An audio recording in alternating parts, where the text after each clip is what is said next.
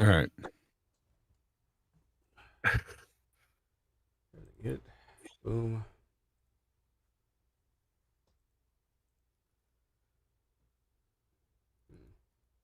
And I think not 100%, but I think we're live. We're live. Are we live? We What live. up? We live. Hey, let me adjust this volume real quick. I didn't mess this up.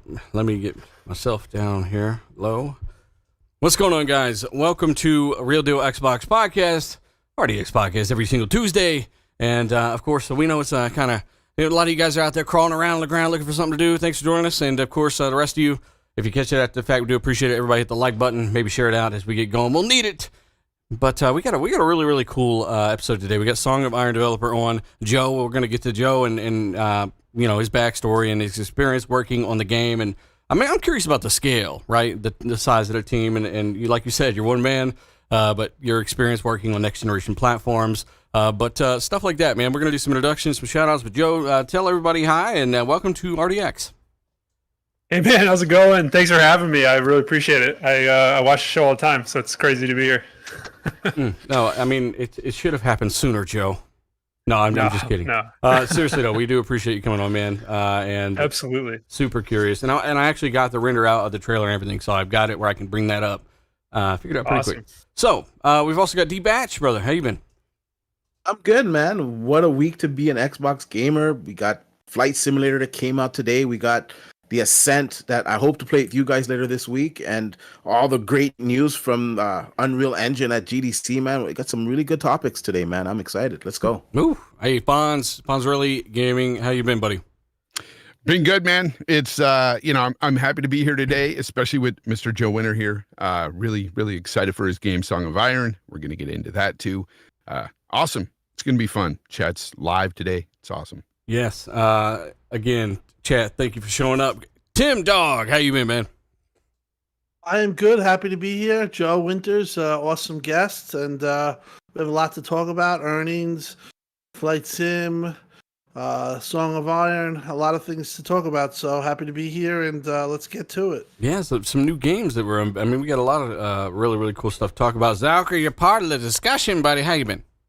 I'm doing good, man. Glad to be back. Another week of RDX, and a lot of gaming. But I'm honestly excited to talk to Joe, because when I first saw that game like being previewed, I was like, oh, I got to play the shit out of that. So I'm looking forward to hearing what his perspective and what he went through and everything, man. So awesome guest, and the chat's popping off already. Yeah, the chat's crazy. To hear it. Hey, we love the chat. And speaking of crazy, Doom Eternal again this week. I couldn't get enough of it. I had to bring the footage with me. The Series X gameplay, and you guys already know this game is. I was a little rusty last week. This week, I'm a little bit more used to it after not playing it for a year.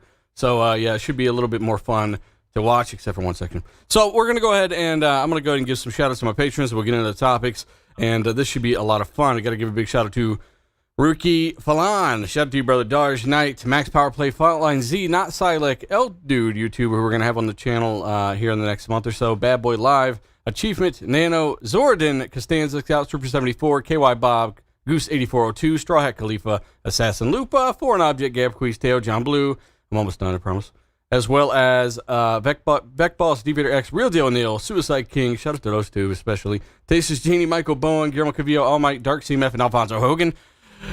And also shout out to the moderators, Lethal. I don't know, whatever. I'm not going to say anything, man. But thank you for just being there and just being here every week, man. We do appreciate it. Yeah, let's jump into Flight Sim. Okay, Flight Sim came out. It was a 91 or 92 meta on PC, right? Remember, nobody cares about meta unless they're good. And, of course, that meta is now 92 on the Xbox version of Flight Sim, despite the fake meta score that was going out there for a minute. We're going to go ahead and talk about Flight Sim, a little bit of experience. Chat, join in, let us know if you've tried Flight Sim. And this game is absolutely gorgeous, Joe Winters. Have you tried this game yet?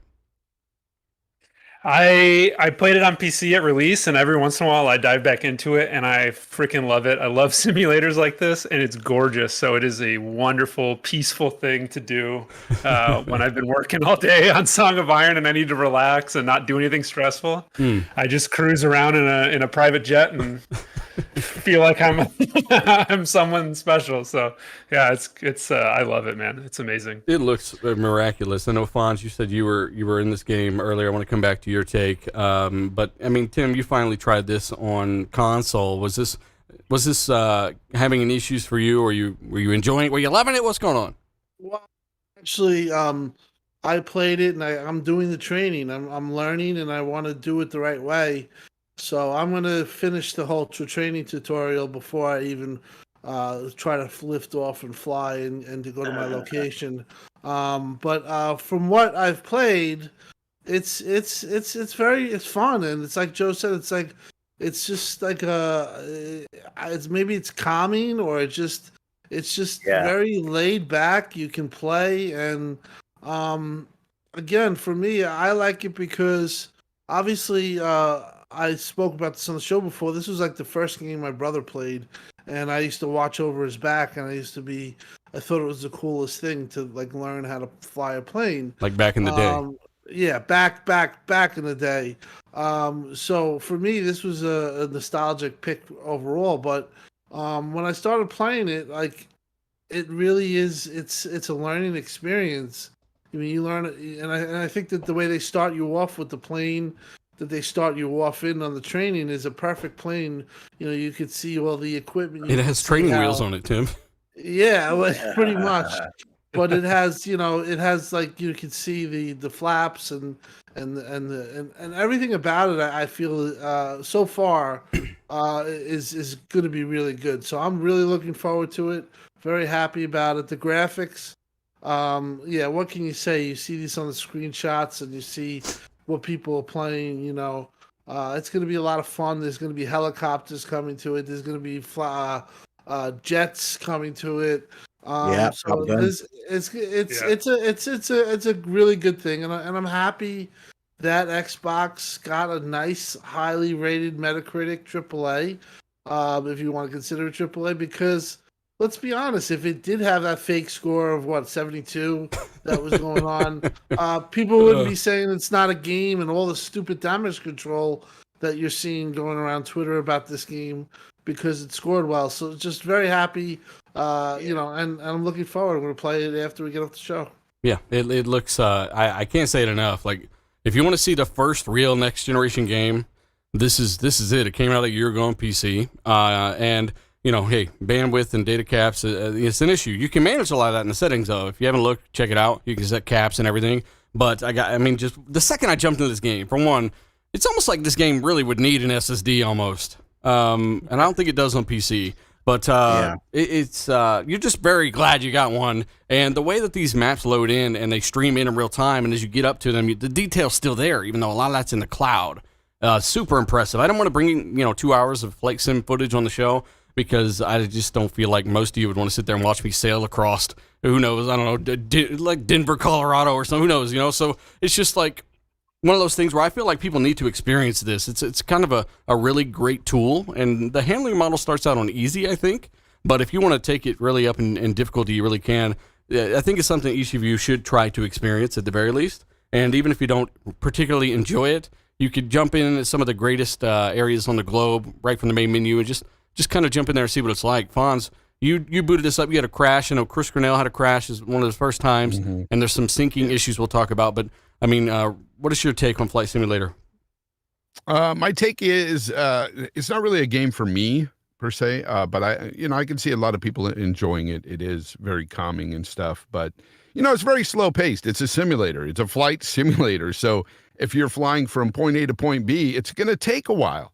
And maybe it's just my, I don't know, little bit of ADD there, but I just want to hurry up and get there. But I don't know. It's got a lot of beautiful locales and stuff. Like if you go to, some areas where, you've never been before, Hawaii, whatever, it's really gorgeous. I mean, it's especially when you're up in the air looking down, it looks pretty realistic. It's really nice graphically. It's great. It runs smooth. I had the one crash, but aside from that, oh yeah, and I turned on the real live weather and everything, and that was really cool. I like the fact that it gives you that live weather. Yeah, it's cool for what it is, but it's just really not for me. I'm not going to spend much time in it myself. I'd like to say that for the game though, and for Xbox, I'm happy that they waited a year if they got this Metacritic, right? Because a lot of people were like, "Why isn't it on the console?" But you know what? They took the time and they put the money forward to port this over correctly, and you can just see by the quality of it. Yeah, there's going to be some stuff here, but taking the time to port it over to the console, so the console gamer and every gamer gets a basically high quality experience. That's the whole point of that. That's what I wanted to talk about on this, because doing that really shows that Xbox does care about their games coming in, especially first party games coming to Game Pass or whatever. And the game's crazy looking. I mean, I've seen it on, like I've told you guys before, I've seen it on my cousin who has like an actual cockpit at his house where he has 8 screens. And that is nothing, I can play it on my OLED, my Series X, but nothing beats that. When I saw that and walked in, I was like, what the fuck? I was like, this is insane. It's really cool. So there's so much you can do with the game, so much you can do with these simulators that some people really do take it hardcore. And I want to play it on the Series X. I haven't downloaded it yet because I saw the download number and I was like, geez. So it's just sitting there in the background downloading. I'm like, I'll see you in a year. So that was one of my issues with the downloading today. I had to go through all of my stuff. I was like, oh my god, what game do I gotta delete? What game am I not playing?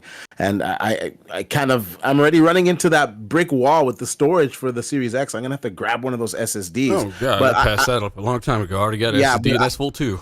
I downloaded though, and like I was telling you guys before the show, the game, honestly, tell you, it really surprised me. I've been playing this on the PC beforehand, so I already have experience with the game, but I'm so happy that console guys get to truly play a next generation game on their Series X, because this is definitely a next generation game. And I know Fonz is saying, it's not for him, and I can understand it's not for everybody, because it is a sim, and it is punishing, especially if you turn up all the settings. It will punish you, but at the same time, I like the different locales that I can go to that I've never been to, and or just going to places that I've been to and just saying, holy crap, like there's my damn house, there's our street or whatever, or this is something you show your friends when they come over. I was thinking about that today. I was like, wow. So like I said, on the main menu, they have all these key, Everest, the pyramids, right? Yes. And you can just literally turn this on. It loads in a split second, and you just jump into, Italy. And someone sitting on your couch like, holy crap, is that real? And it's like, yeah, that's real weather conditions and, simulated to the bone. And hand them a controller because, it's on easy mode, right? So it's, I gotta say, yeah.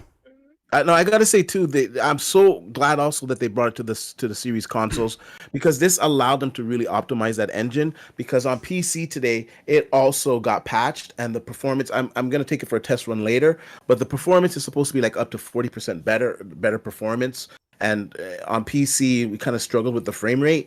And on the Series X, I'll be honest, I still got to go through the metrics. I got to analyze everything. But so far, the performance is definitely exceeding my expectations.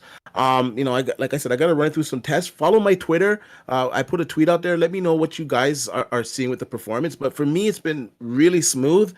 And I'm really surprised with the Series X performance of this game. It really shows the power of that console, because this game right now on the PC, this game is basically the new Crisis. Can your PC run Flight Sim? Tryhard fan in the chat said you need at least 3080 to run this thing properly. Yeah, and we got this on the Series X, and you got unlocked VRR to get higher than 30 FPS.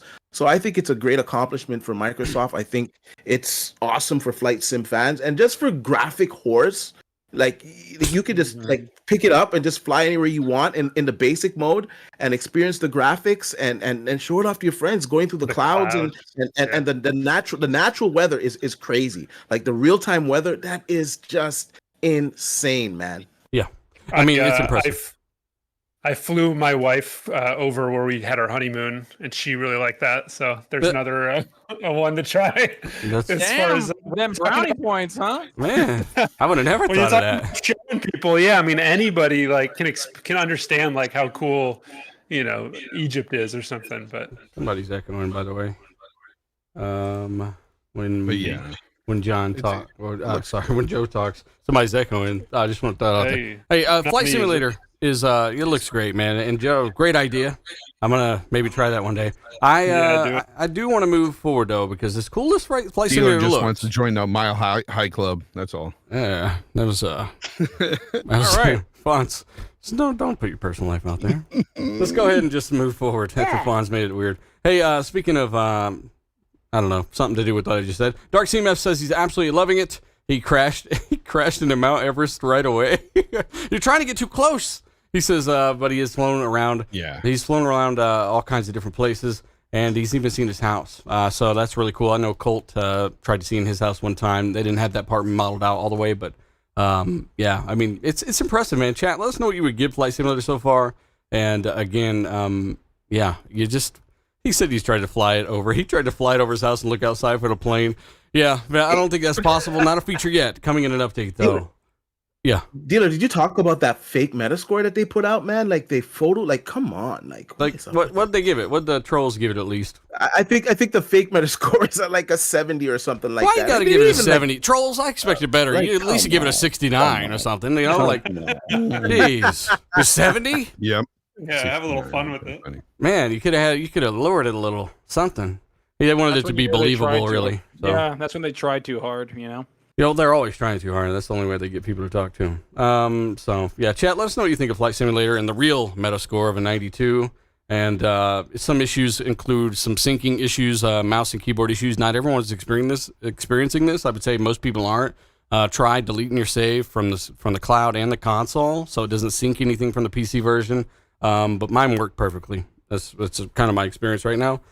Microsoft also had a earnings call, and they kind of set some records and maybe shocked and surprised some people with this because it's not what some people wanted to hear. By the way, we got to give a shout out to almost 1,000 people already here, guys. We do appreciate it. We're almost dead. Thanks for joining us. We're not dead today. We're talking about all the latest and greatest. We got Joe from Song of Iron. He also worked at 343 for half a decade. And that we're going to get into his perspective on his game, his title. I'm going to show you guys that. And we're also going to ask about development environments on the systems and stuff like that. So share it out. Tell a buddy. It should be a fun show. We do appreciate it as we talk about Microsoft crushing their own records. Series S and X are the fastest selling Xboxes in history. That's bullshit. I thought if you put your games everywhere, you're going to kill your console. I thought the console's already dead, so how can it live? I mean, yeah, I don't know. People are stupid. So Xbox. yeah, I mean Xbox content and services revenue up 34%, 172% hardware sales growth, obviously due to even though the stocks are limited in most places, Series S and X. Though you are starting to, I think Dark CMF said he was able to get a Series S in a Best Buy last week, or he saw one, and then this week there was another one. So they're actually kind of getting those lower end systems out there a little more. But people want that X, Microsoft. You got to send that thing out there, you know. So Yeah, the Series S drops a bit more. Yeah, it does. it does. So the hardcore are the guys that are swooping the system up at launch, and those are the people waiting on the X. I think that's why there's more S's out there, you know, than people even expected. Even though it's been 7-8 months, right? So you can finally get an S. Didn't they say like it was? Let me look it up real quick. I thought it was like 6 million or 6.5 million as of June 30th. Have sold Xbox Series X and S's. That's a prediction by Z Huge. Got it. Okay. Well, that's from his group, but they're probably right. Where at the same time, it was 5.7 for the 360. I'm sorry I dropped off. So are we talking about the earnings right now? Yeah, we were talking about them having the fastest selling Xbox of all time. Remember, they said that the Xbox One was dead. That beat the 360 at the same point. Now this is crushing that. So Xbox is stronger and stronger, Tim, even though you can get their games in more and more places. Yes, and they are working on getting more Series X's out. Overall, optimism in the Microsoft camp. They're very happy. If you have to remember, last year at this time, there was a pandemic spike, and everyone was basically playing video games. So that's why their content and services were down 4%. They said it was because of third party. It's probably, I would tend to believe them, but being up 172%. No, they said it was up 34%. Well, on content and services, which was like Yeah. Game Pass, that's down 4%. But that's due to they alluded it. They said it was because third party Fortnite and other third parties aren't selling as well. But from what I talked to a couple of people, and they're very happy with the numbers. They're not saying anything about Game Pass because they don't want to get into a situation where every quarter that they have to, give out Game Pass numbers. But they will give out Game Pass numbers when they hit their milestones. So if they hit 30 million next quarter or whatever, whenever the 30 million number comes about, I think that it will be announced. Very healthy on that front. Hardware, very healthy. And also just can't preface to you how much that when you have Satya, talking the way he's talking, in front of investors, just really shows you how far Xbox has come. And another thing, he made his comment today. Obviously, we know what he said about it outselling and doing better. So yeah, they're happy, and obviously they're gearing up. The shortages do hurt because they would get a better idea of where they were or their real demand if they had complete stock. But overall, another big quarter, another big money quarter, and it's just keeping the Microsoft people happy. And when you have this big of a company, as we talked about, this big of a CEO talking about video games and saying how they're going to go bigger and better, the announcements are coming. They're just it's a matter of when. You know what, Tim, though, when you bring up stuff like them making or selling more consoles, start of this generation than previous generations, I mean, that kind of goes without saying. If they were underperforming, I'd worry because, the industry has grown so much. Gamers, there's a lot more gamers today than there was 8 years ago. Yeah. And that's just the way it works. But the stock is very, very the limited. stock is very. If they had more of course, stock, if they had more stock, it'd be through the roof. Yeah. Yeah, well, that's the thing. We don't know what it would be, and they don't know what it would be. So right now they're in that they're in as is Sony. But Sony had they've had better supply than Xbox has had, and obviously they've met their demand and they're exceeding it. People still want PlayStation 5s and they can't find the same deal. But we really don't know how good Xbox would be doing right now. If Joe and me could go into to Best Buy tomorrow and just get an X, that's still not possible. Yeah, so I'm just making mention that you've got hundreds of millions of more gamers within that span of time between each console launch, and that's a lot of gamers out there to buy these consoles. So yeah, they're going to sell a lot.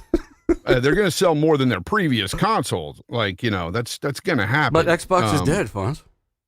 Of course not. No, of course they aren't. But last I heard, the official word was almost 6 million sold, and I know they're predicting 6.5 or something. But the last official was 6 for PlayStation 5. It was 10. It's just a lot of gamers out there, man. They're excited, and it's good to have such a strong industry, with everything going on. Mm-hmm.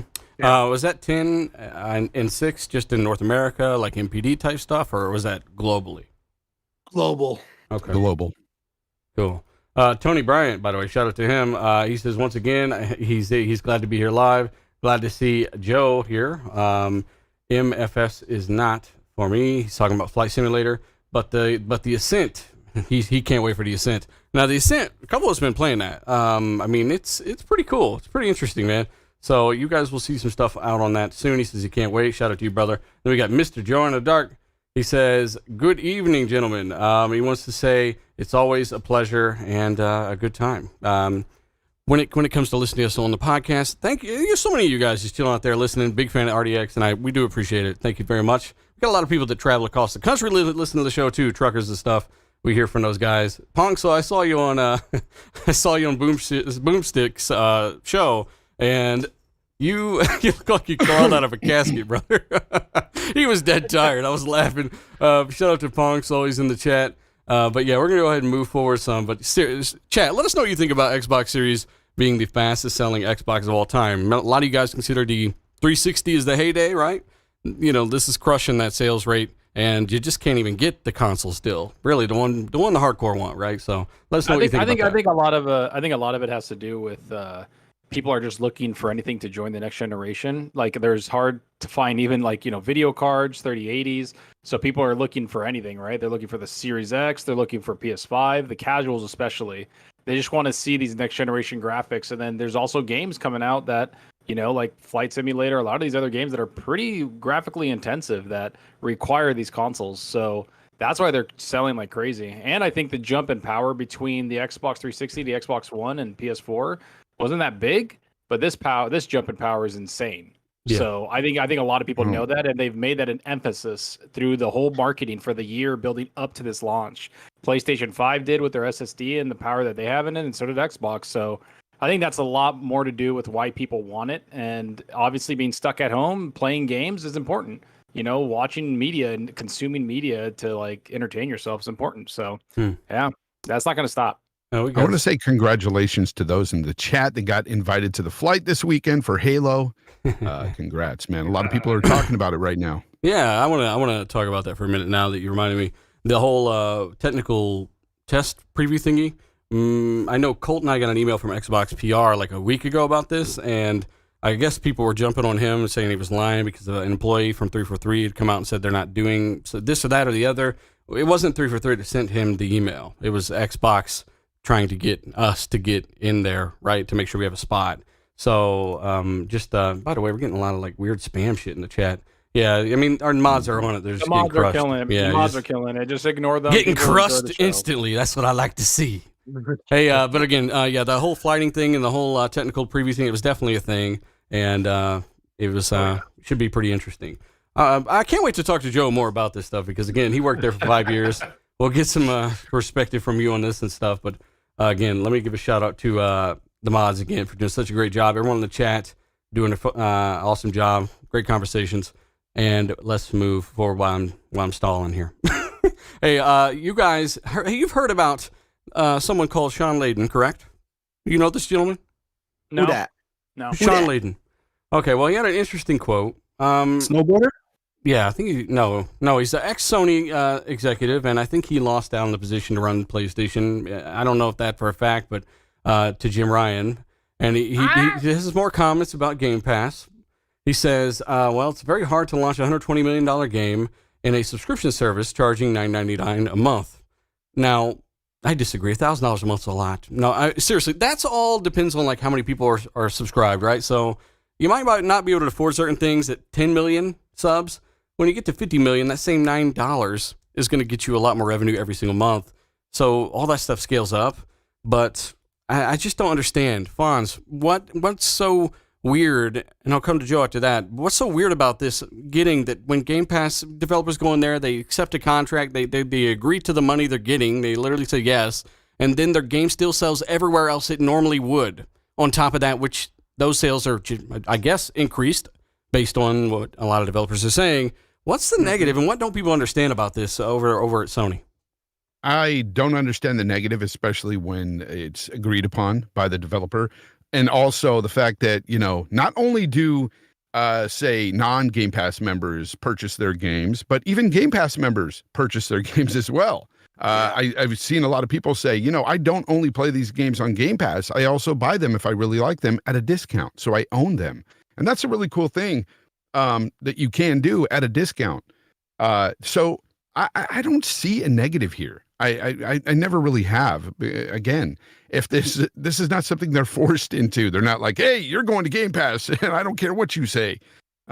This is just, it's ridiculous. Well, let me jump in there. I have a little bit to say about this. So one of the things that's weird is that he talks about the budgets doubling. He said in the PS3 era, it was like, let's ballpark it, 50 million to make a game. Then he said in the Xbox One, PS4 era, he's like, it was like 100 million, 120. He goes, and now in this next generation, it's going to go to, 200 million plus.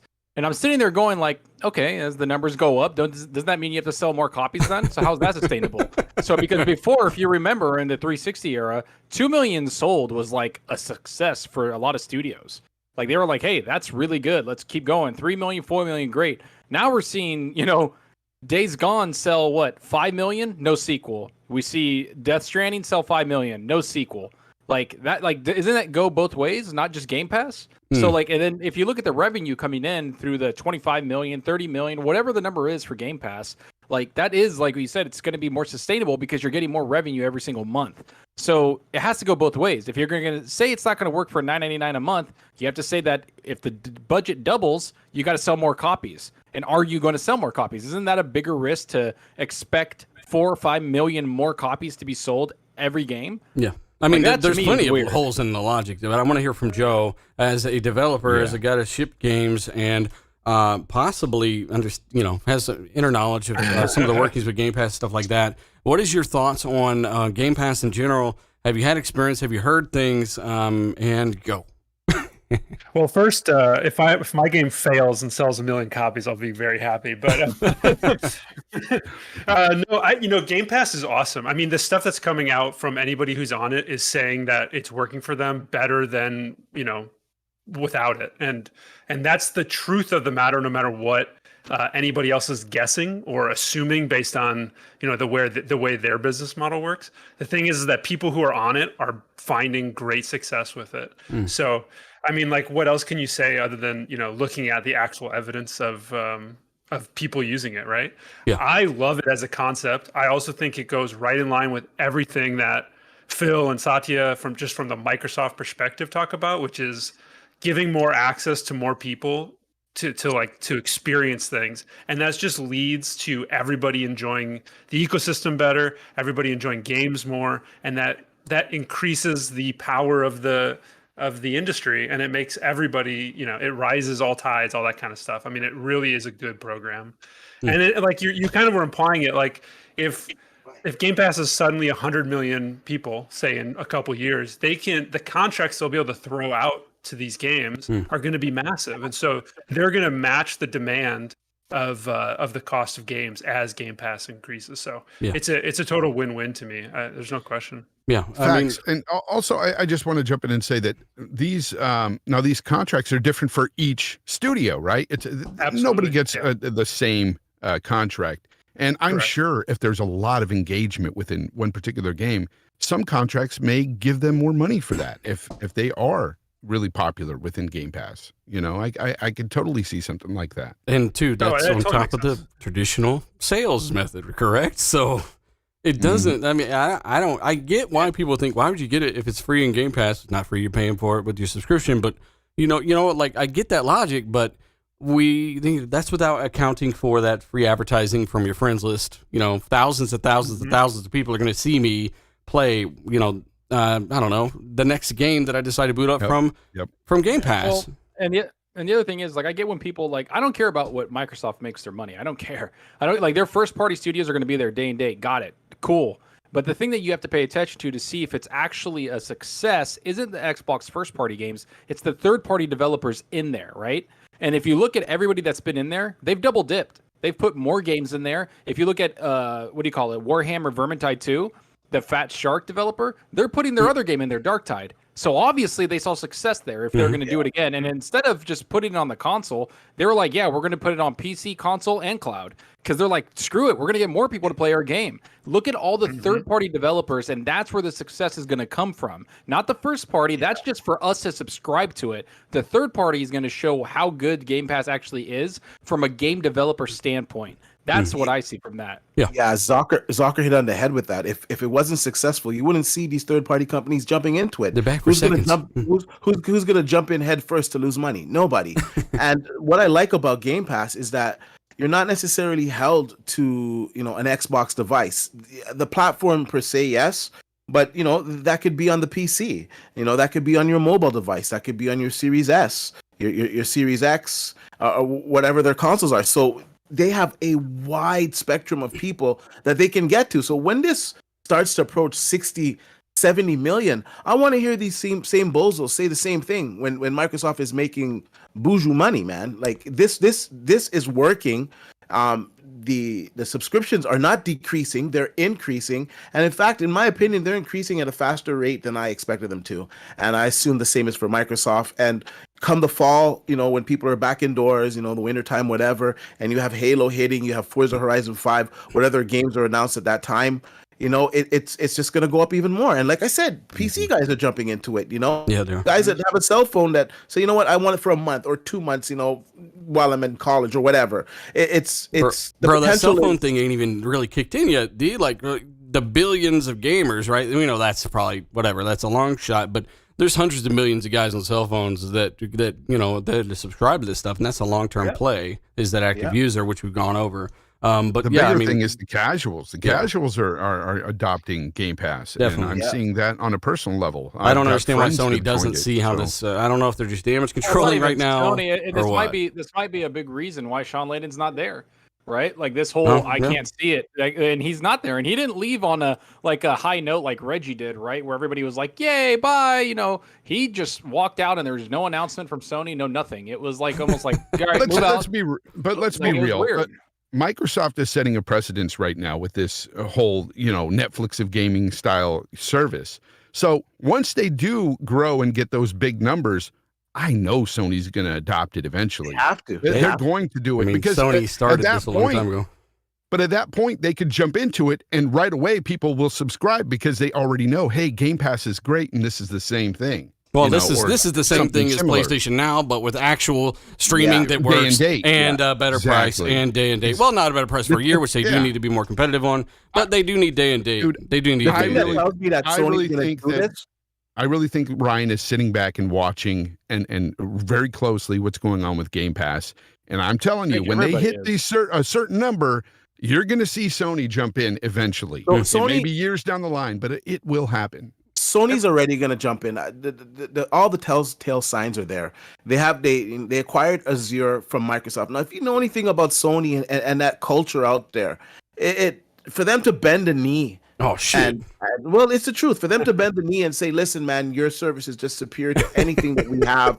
Can you please help us out?"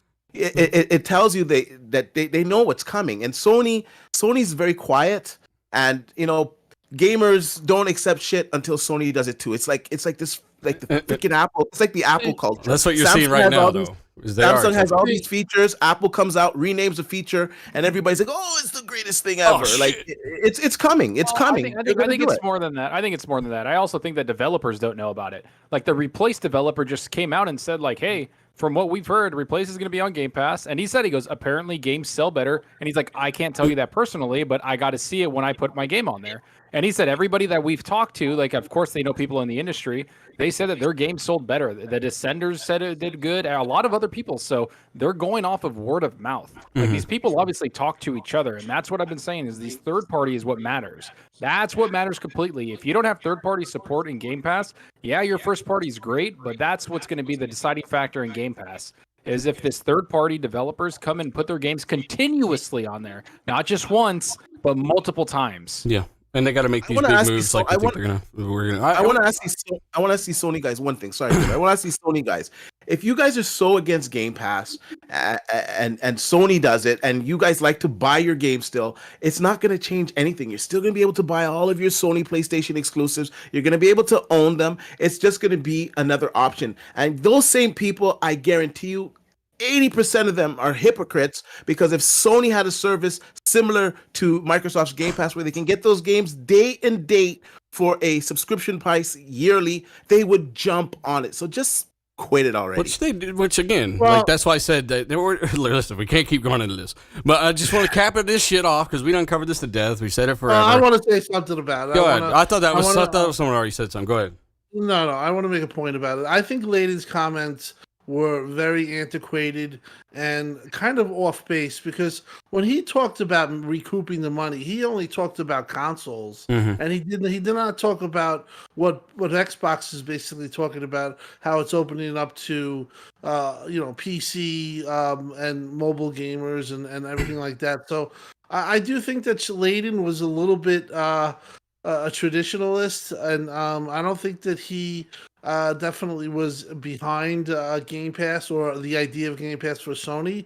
But I do think that Ryan has more of an open outlook on this, and you could see something in the future, especially if Microsoft definitely leverages this. But to say that you need, 500 million consoles or 500 million subscriptions to recoup $120 million game budgets for games just doesn't make sense at all, even if it's $10 a month. So I like Sean, but I just the comments just came off to me as rather amateur, and to be honest, I just didn't think that he. There's a massive hole. Like I said, it's very. He says it's very hard to launch a $120 million game on a subscription service where it's $10 a month, and that revenue, that income, what you can afford to put into Game Pass, as Joe, a developer himself, says right here. It's going to vary depending on how many subscribers you got. So if you got 40, 50 million subscribers, you can afford to offer these developers bigger and bigger contracts, right? And I thought Joe hit it right on the head. If you're going to ignore that completely other side of the coin with a statement like that, even though Sony hasn't even done it once, hasn't put anything in a service like that once, day and date, I don't know how we would know. But secondly, you can't ignore literally the outcome of the revenue, which is the number of people that decide to invest in Game Pass or PlayStation Now. And eventually they will do day to day. We said it forever ago. They are going to do it. PS Now has evolved into a very capable service. With the exception of the streaming, it's still very laggy in a lot of places. Game Pass is not perfect, or xCloud's not perfect, but bottom line is they've evolved PS Now into almost an imitator of Game Pass with downloadable games. And day and date's the only thing missing. That's it. They just need to add it. The other thing is that the one thing I say, I don't care about what people say about the Sony fan. I don't give a shit. What I'm saying is that right now, what's really helped Xbox is the indie developer, like the Ascents coming out. A lot of these other developers that are partnering with basically Xbox because of Game Pass. They're like, hey, our game, which is smaller budget, we don't have the money for marketing like these other developers and publishers have.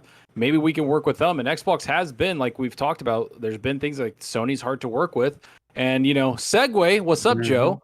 Why did you decide to work with Xbox?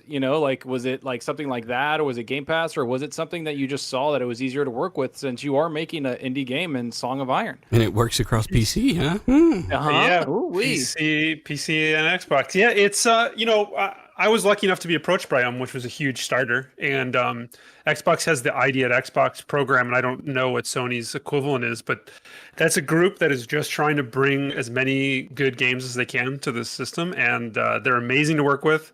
All that stuff that was coming out about Sony Entity stuff, it's all third hand to me, but that's nothing like what I'm experiencing with Xbox, and so I'm very happy with my decision, if that is all true. And they're always there to help. I've been in shows. They've taken my trailers to things. I was on the Xbox YouTube channel with the new trailer and stuff. And I can't complain. That's for sure. You're on cloud nine. Yeah, that's where I saw your game was the trailer, I think, of the show, one of their shows, and then I looked at the 4K trailer on their channel, and I was like, dude, I need to play this freaking game. Yeah, it looks insane. Yeah, what happens if Phil drop kicked your door open and he's like, hey, you want to throw this in? You want to throw this in Game Pass and all this good stuff? No, seriously though. That was a good question, Zephyr. Of course. Yeah, I've said it before too. The second they call me for Game Pass, I'm in. So you've heard some good things then behind the scenes, huh? Oh yeah, I'm all for it. Okay. Well, I think it makes a lot of sense for a guy like you or somebody making game too, for not to always do the day and date release too. It's good that you can release, sell the game, and then when the game tapers off or people have played it or have seen it, then to throw it and to be curated on Game Pass. That's a win-win situation. Yeah, I think so too. The Falconeer did that. I definitely could see your game. It looks very good. Yeah, the Falconeer did that. And they did that. And then I wonder how they would do. And I wonder how that would be a question that maybe we can ask you in the future to see how did it pick up. I'm assuming now that you definitely got to get a bump up that first week. Yeah, I've talked. He's talked about it. He had he was really happy with his launch with the console release, but the Game Pass moment was massive. Was even bigger. So I think it's a great thing. Yeah. Yeah, because a lot of developers, they don't got resources of a massive studio, and when they put their title in there, they are compensated to their liking. That's why they agree on these things, and that's revenue coming in, and there are multiple different ways you can apparently be paid out. I don't know every single one of them. I don't know how much you would be comfortable saying, but I mean, have you heard of the different ways different developers have been compensated at all? I honestly haven't seen a contract, so I couldn't say for sure. I expect that it's an upfront payment of X amount of money, and then and that's it. I would imagine though that big enough studios would say something like, "Here's an upfront thing, and if you sell 5,000 people download it, here's a bonus or something." Yeah. But that's totally speculation, so I really don't. I was talking to David Jaffe on a show, creator of God of War, right? And he said that PlayStation Now, Sony offered him and his team, I think they took $6 million for day and date release in PlayStation Now for Drawn to Death, I think it was called. And oh wow, that's what Jaffe was given to launch his little indie game in PlayStation Now. So I'd imagine, all that stuff, like you said, the contracts will scale and get bigger, and conditions will apply or not based on what type of title it is. And it only boosts sales. That's the best part. So, yeah, exactly. Hey, we also got to give a shout out to almost 1,400 people watching us live, guys. Thank you so much for checking us out on this Dead Ass Tuesday. We got Joe here. He worked at 343 for about half a decade, and now he's working on his own game, which looks really cool. We'll show you the trailer of that here in a bit, and we'll get some more information on his perspective with development and some of the experience with next-gen systems, etc. The trailer looks really, really cool. But I got to give a shout out to Dark CMF once again. We were talking about Halo earlier. He says yes, he just checked his email, and he got his Halo flight invitation. And lucky. He says justice for Craig. Yeah, check your emails, guys. If you haven't, you might have that in there. Nothing. And then we've also got Eric83 says, why do you guys want Sony to be like Xbox? We don't. We just want competition. So if, for instance, if Xbox are offering me cross-buy with PC and Xbox, I don't play on PC, but I still want that shit. I want Sony to do it. I don't want them to charge me twice for the same product. So there's little things I we just want from both better of them. deals. Better I want deals, a better deal from Sony. That's all. Yeah. And Hectic World, by the way, in Super Chat, he says, many don't do the math of Game Pass, 18 million subs. It's beyond that. And let's say 10 million are paying $9.99 a month. Doesn't do the math. That's more than $100 million a month. Yes. I mean, they don't think about how double that subscription number, right? That's what you'll likely be hearing about next time you hear from Game Pass, somewhere around there. That's what they're really bringing in a month. And they can be a little bit more free to invest in different types of titles because they're not afraid to take a massive loss here or there. That pull kind of exists, right? So that should be interesting to see when Sean Layden is showing the graph of how that stuff works. By the way, Battlefield 2042, wanted to run by this real quick. EA actually put on a decent fucking show. EA Play with Dead Space remade for next gen from the ground up, apparently. And Battlefield, I saw Battlefield Portal last Tuesday. I was kind of saying how excited I was on the last show, and couldn't say much, but they've finally revealed Battlefield Portal, which brings back Battlefield 3. Ah, there it is right there, Battlefield 3. And you get Battlefield 2 era from the original PC game. You get Battlefield 2042 era as well as Battlefield 3, correct? So it's like 4 eras, and you do get some more maps. So 13 maps total. Yeah, Bad Company 2, that's another one, right? That's a massive one. So, that's going to be massive. You can go back and play that stuff. And just quick thoughts on this stuff. It's all remade in the latest version of Frostbite. Looks amazing. The balance. Sorry to cut you off, man, but the balance that they do, like if you're modern day, you're gonna fight against more guys because the weapons and stuff is different. Like it just looks really, really interesting, man. Yeah. They showed like a squad of 42 soldiers versus like 32 World War II era soldiers, and they said, how are you gonna balance this? And they said, well, we're not. You're gonna decide. Maybe the other team needs more soldiers. You can increase bullet damage or health or decrease whatever. They're gonna backfill AI all this, so you can join a map with just you and your buddies, and let the AI fill out the 124 other spots. And as people join your server, it'll dissolve those AI into real humans. I mean, there's a lot of really, really cool technologies at work here from Ripple Effect. There was some questions answered behind the scenes to the media thing I was in, and they are really passionate about this. Surprisingly so, seeing as the guy who made the studio is from Call of Duty, right? And they really, really know their stuff, and they knew what the fans wanted, it seemed like. And I just got to say that, like, as somebody who was a massive Battlefield 3 fan, this is kind of what I've been waiting on, man. I can't wait. So we covered kind of the basics of Battlefield, but they didn't unveil Portal last week when we were talking about this, so I couldn't say nothing. I just wanted to put it out there. If you haven't seen the Battlefield Portal trailer, please go watch it. I mean, it's insane. And there's another. yeah. They said in the show that there's like another mode they haven't even talked about yet. It's kind of they did touch on that actually with the Tuesday event. Yeah. So they're gonna. I don't know, man. Anybody that was saying like it's not worth the money, it's like shut up. It's pretty. Sorry, it's pretty big. It's a lot bigger than we thought. It's a lot bigger. That whole year off or whatever that they took. That whole to really make this what it is. I mean, I'm excited for it, man. Just even the 7 multiplayer maps that they showed before a couple months ago, and now this, and then the other mode. It's like they're coming to play this year. I think a lot of people know that like there's another Call of Duty, obviously, but I think they also know that Halo's coming, and so this is competition, people. This is companies trying to vie for your money. Yeah, this is subjective. It's not worth the money to me, Zocker. So yeah, Zocker. I just want to let you know that. Your name's Zocker. I got it. You like paying $10 extra for PS5. But are you a Battlefield guy though? Are you a Battlefield guy though? Yeah, I like Battlefield, but I'm not gonna. No, I'm not gonna get into it. I just don't pay over $60 for any game. But is this story not coming at a later date though? No, there's no single player. Doesn't matter. No, there's no story. Yeah, and two, I don't agree with the price hike on next gen. We talked about this. We my already opinion, talked about that. That's why I don't want to get into it. I'm just finding that out now. I thought the story was coming at a later date. Now, if there's no story coming, the price should be a little bit cheaper. I mean, we have literally ranted about no campaign in this game while you were on the damn show with us. No, but I thought it was coming. No, I thought it was coming at a later date. Oh yeah, I thought it was coming at a later date. So you're fine. But I will say it's got some cool things going for it. The Portal stuff looks incredible. It does. I mean, the fact when I saw that grenade drop and I saw the smiley face, I got so happy because Bad Company 2 is one of my favorite Battlefield. It is my favorite Battlefield, hands down. I wish they would have brought. I want more Bad Company. That's what I want. But hey, they got some of the maps and stuff, and that's really cool. The maps that they brought in. Yeah. They are bringing more too. They're bringing more in the future for free.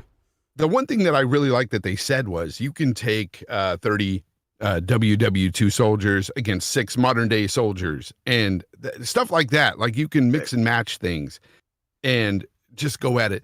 The fun factor there is honestly just, the variety of fun you can have. It's like endless, man. Yeah, it's almost like it's crazy. Going to be fun. If any game can get away with it, it's Battlefield. Because truth be told, like of course I want the story mode in it, but we play the story mode and we put it down and we just play multiplayer for like a freaking year. So the price they should balance a little bit, but I guess it is what it is, man. Yeah, I mean Call of Duty. We'll end it here, but I got to get through Dead Space and want to talk to Joe about some of this stuff, but. Modern Warfare 2019. If you install things correctly and you actually get the game working, you got to uninstall certain things you wouldn't think you have to uninstall. That game's multiplayer, I think, is the best Call of Duty ever. And the campaign in that game, I think, is the best Call of Duty campaign ever. If you haven't run through it, you got to see this. But even if you didn't play it, I mean, it doesn't mean that it shouldn't be there, right? So it's just a lot of value, and it made that game particularly awesome to me. So I just, we've explained this stuff. I'm still excited for Portal and all that. It gives me hope because EA are kind of turning a corner, at least when it comes to the community. I think they realized they were killing off a lot of the community with what they were doing, and people want Battlefield back. So I'm excited about that, chat. Let us know if you're excited for Battlefield 2042, Battlefield Portal. If you haven't seen the trailer, that's why I wanted to bring it up. Please go watch that. You'll get goosebumps if you're a real Battlefield 3, Bad Company 2 fan. Like it's absolutely insane. And we got to find who's making those damn trailers and get them over at Xbox. Also, Dead Space, the remake. I mean, nice. Fonz, you had to think this game looked pretty damn good. I mean, even from the stream. Yeah. I'm looking forward to it because, of course, Dead Space 1 and 2 are some amazing games. It's such a crazy thing that Dead Space 2 was a commercial flop to me.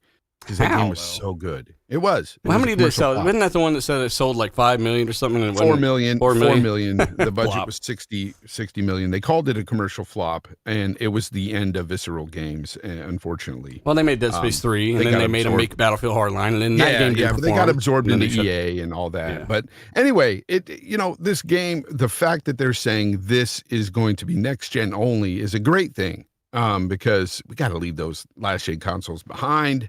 I'm ready for just nothing but next-gen goodness, and I'm glad they're doing that. The only thing that worries me a bit is the fact that they said they were going to have story improvements, and I'm not, I think the story is great the way it is. Please don't mess it up, EA.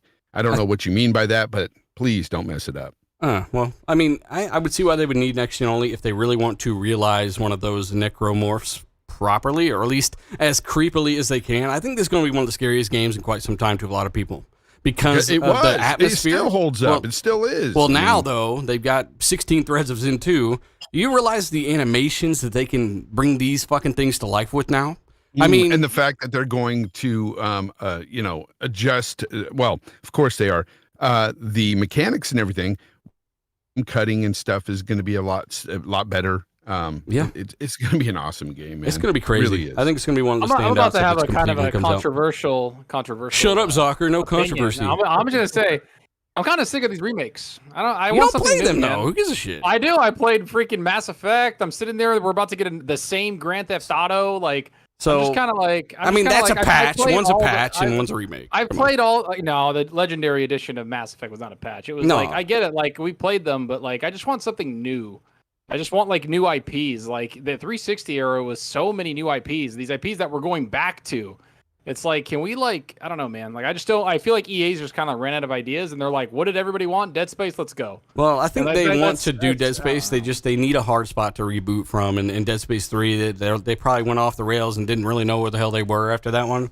And they just wanted to restart and do it from the ground up and realize the franchise. I don't have a problem with that. Is if it's look, like Gears Ultimate didn't do half of what I think the new Dead Space is going to do in terms of its improvements and its kind of what they're going to do with the technology and the animations. And I still enjoyed Gears Ultimate a lot. Like, there's a lot of remakes I don't think they were pretty looking good. to like what Fawn said. If like 2 was a commercial bust, like 3 was good. Like I played all of these like co-op, like or number 3 co-op with my buddies, and then we played the other ones basically like hanging out together. And like if you die, you play, kind of thing. That's how we kind of play these Dead Space games, and I have fond memories of it. But again, I want something different. Like I've played Dead Space, I get it. If you wanted to really reboot it, then reboot it in like. I get that story. take. Like don't remake. Like I'm just getting kind of sick of all these remakes. Like I've experienced Mass Effect, I've experienced all these. Like give me something new. Like I want to know the second remake that you've experienced.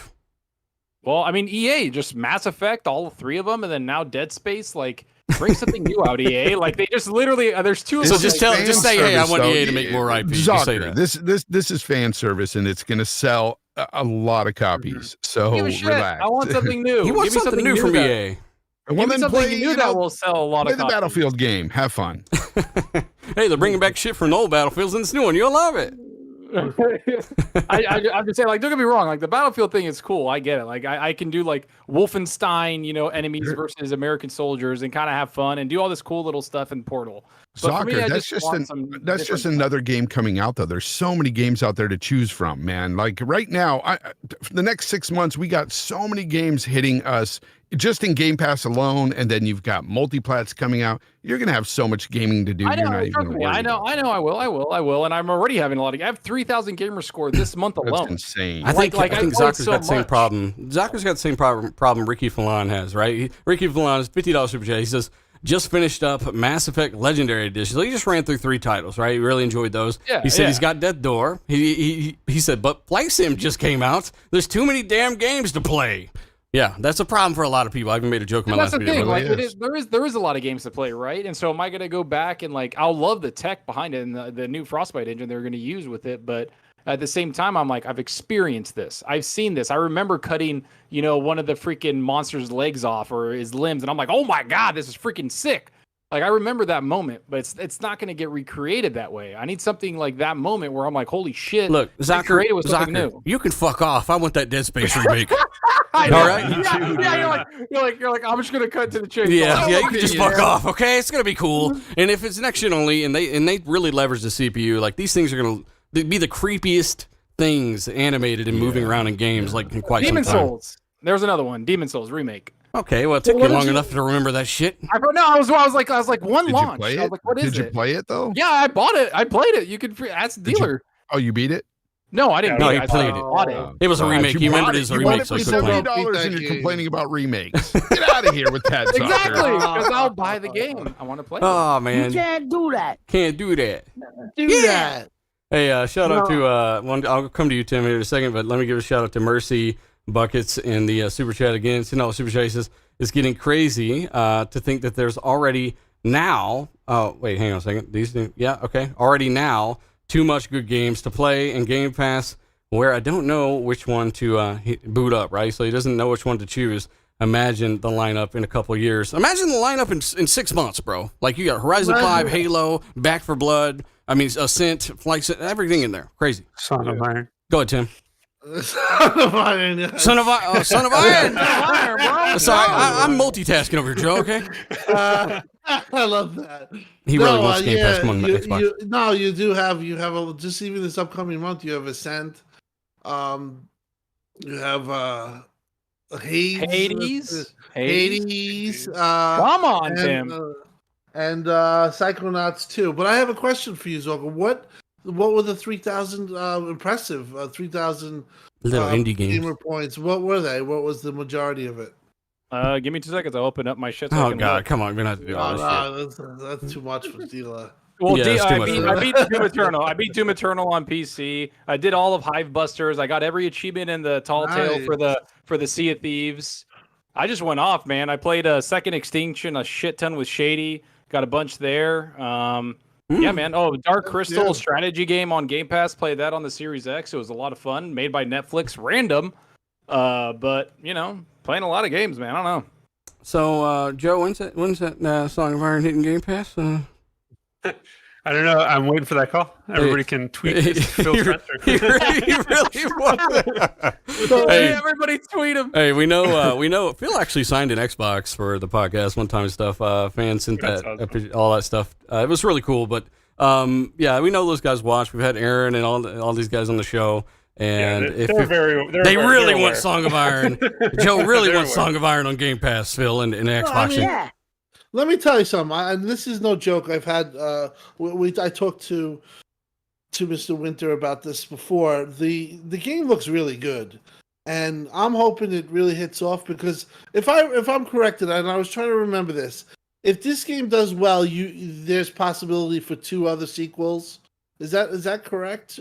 Yeah. The game's always intended to be a part of a trilogy, and Trilogy, right? Yeah, nice. I'm already thinking about part 2 as I finish this because it's more exciting to think of the new stuff, obviously. But I'm trying to keep focused. But yeah, there's a bigger thing here, so I'm really hoping for success, and I want to take it all the way. Well, it looks quality.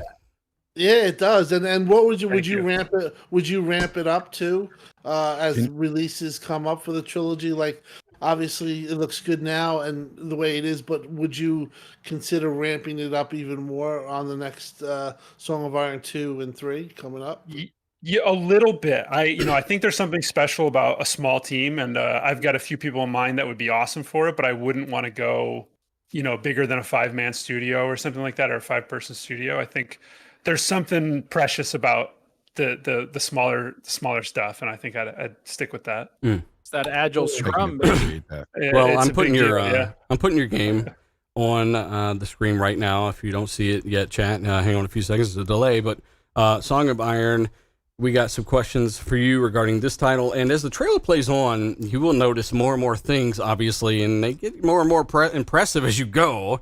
I was kind of like continuously drawn into the trailer because of this stuff, so I like the direction, and I like this Limbo-esque kind of feel to some of these, I don't know, something about absolutely. It. That's the first thing that kind of came to mind, except for with way better graphics and completely different type of game.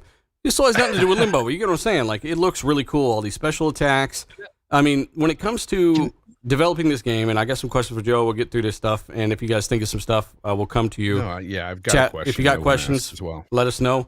But Joe, what engine is this built on? When are you going to drop this so we can play the damn game? What's the deal here? Oh, look at the dragon. It's coming at the end of August 31st. It's coming Xbox and Steam, and I'm using Unreal 4 for it. So it's I owe a lot of the visuals to Unreal. I'm not gonna lie. Hey, that's part of the allure, though, right?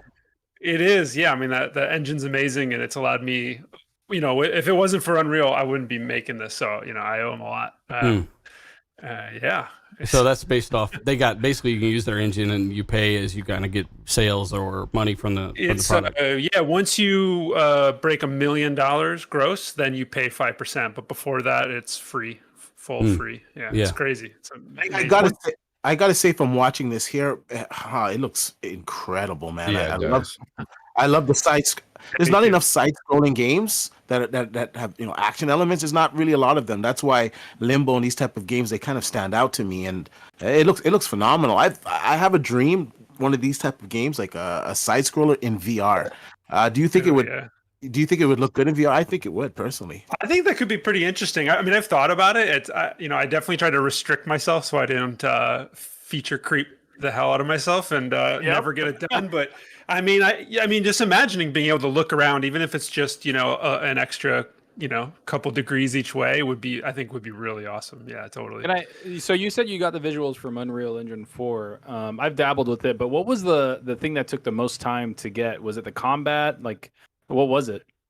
Oh man, honestly, the climbing system, and it's pretty simple, was really, really hard. I'm an artist, so the animations and the characters and stuff is sort of like my forte. So anything engineering was pretty tough for me, and I learned along the way. I mean, when I started, I didn't know anything as far as blueprints and the visual scripting stuff, but the climbing system was really hard. But really putting the whole thing together has been the great challenge of it. It's one thing to make like a 10-minute demo or whatever, but really filling out an entire game was a monstrous task. That was Hey, hang on. I got some questions, damn it. I got some questions. I got some questions for Joe Zocker. Dead space hating motherfucker. Anyway, yeah. So I want to know more about the certain platforms, because we touched on this earlier. Why it's only on Xbox right now? I was assuming that it's because of the easeability between the PC and the Xbox and how they've got that stuff set up. But why it's only on Xbox right now, and of course, kind of your team, your scale, right? You can kind of talk about that real quick and what that's like there. Yeah, sure. I mean, I say I'm a solo developer. I'm really the only one working on it. I did end up getting some design help and a composer to write a full soundtrack for it, which is why this song, which we're probably not hearing right now, but if people check it out, it's really great. And we bought Nordic instruments and stuff just to really get that genuine sound. That was like one of the places that I put some money for the game. But other than that, it's been me from the start all the way to the end, kind of doing the art, doing the coding, doing the animation, doing all the social media stuff, everything. So it's been quite a crazy adventure. And how long have you been working on this game? 2 years this month. I've been working on it.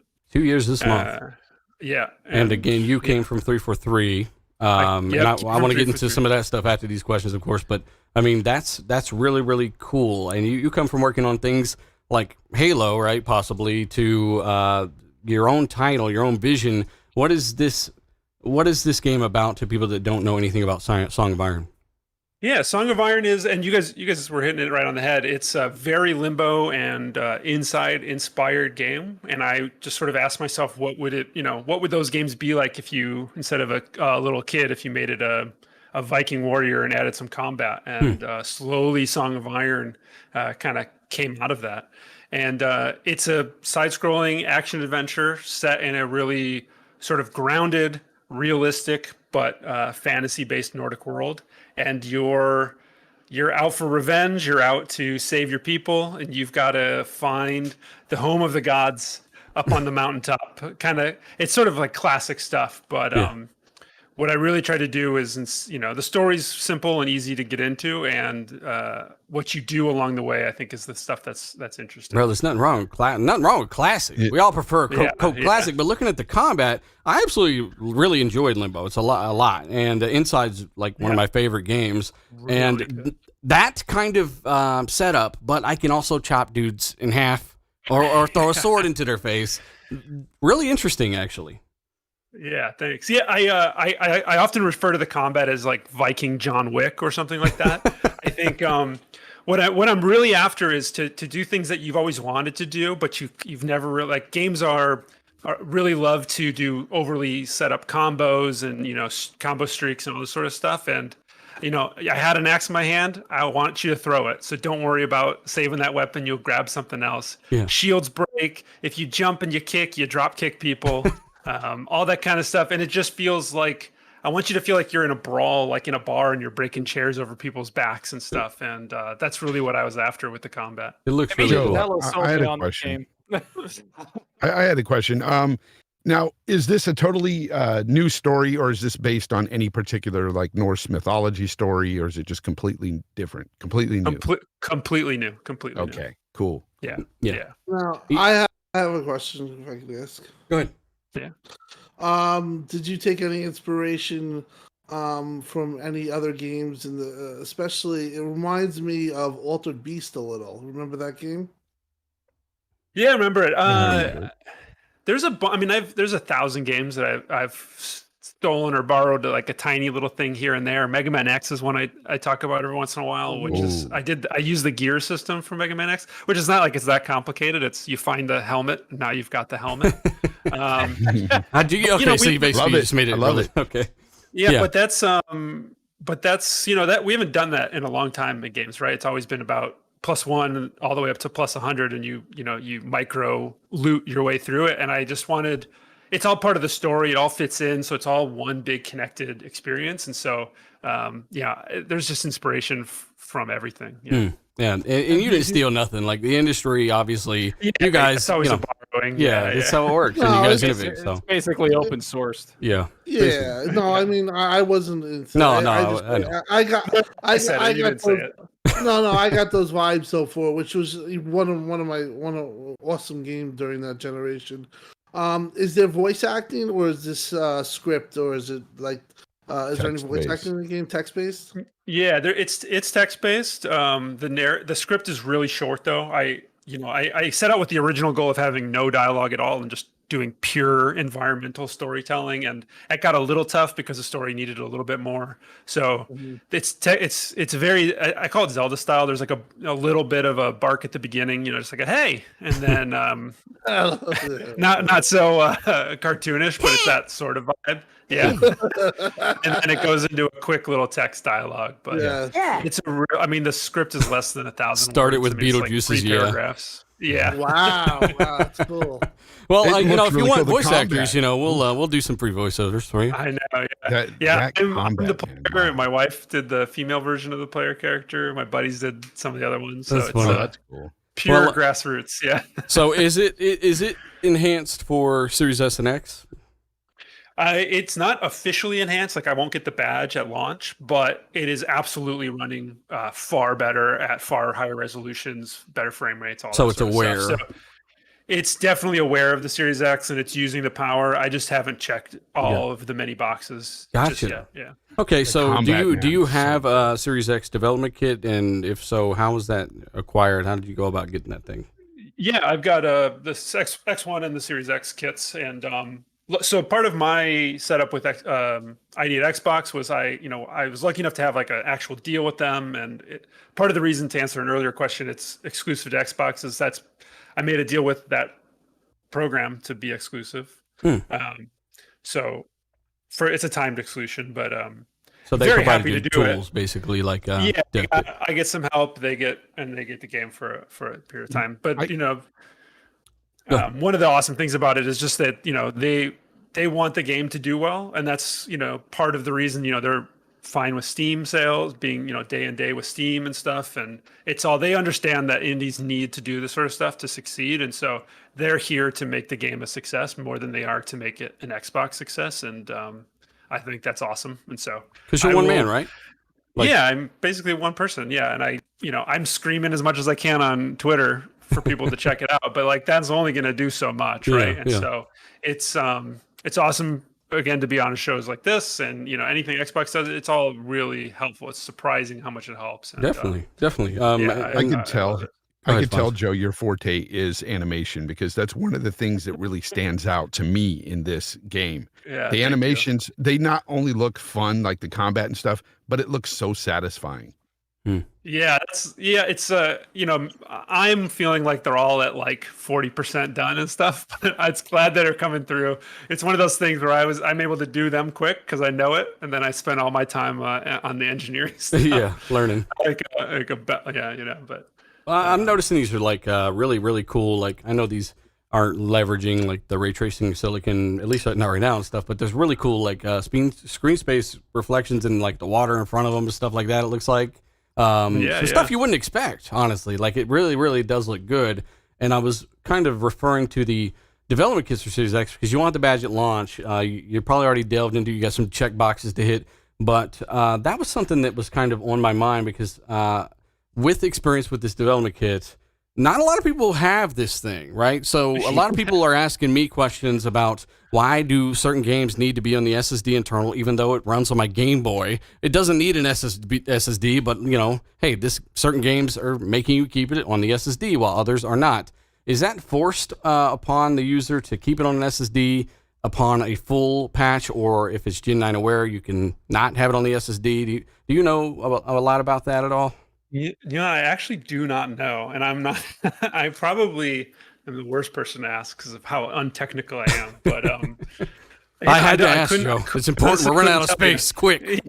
I honestly couldn't tell you. I expect it's something to do with the tools. Like I'm basically effectively launching as an Xbox One game, and the Xbox Series is just running it like any of the back catalog. Yeah. And so those are probably safe if I'm remembering right. It's all the new stuff that on the new platform, on the new tools that probably need that. Okay. But I honestly don't know too much about it. Because Sea of Thieves, for instance, you can run it off an external, whereas Gears 5 and Forza you cannot. And I'm thinking like, okay, well, none of these games need an SSD on the PC. So I'm thinking like, okay, maybe it's a type of enhancement, or somebody brought that up in the chat before, which is genius.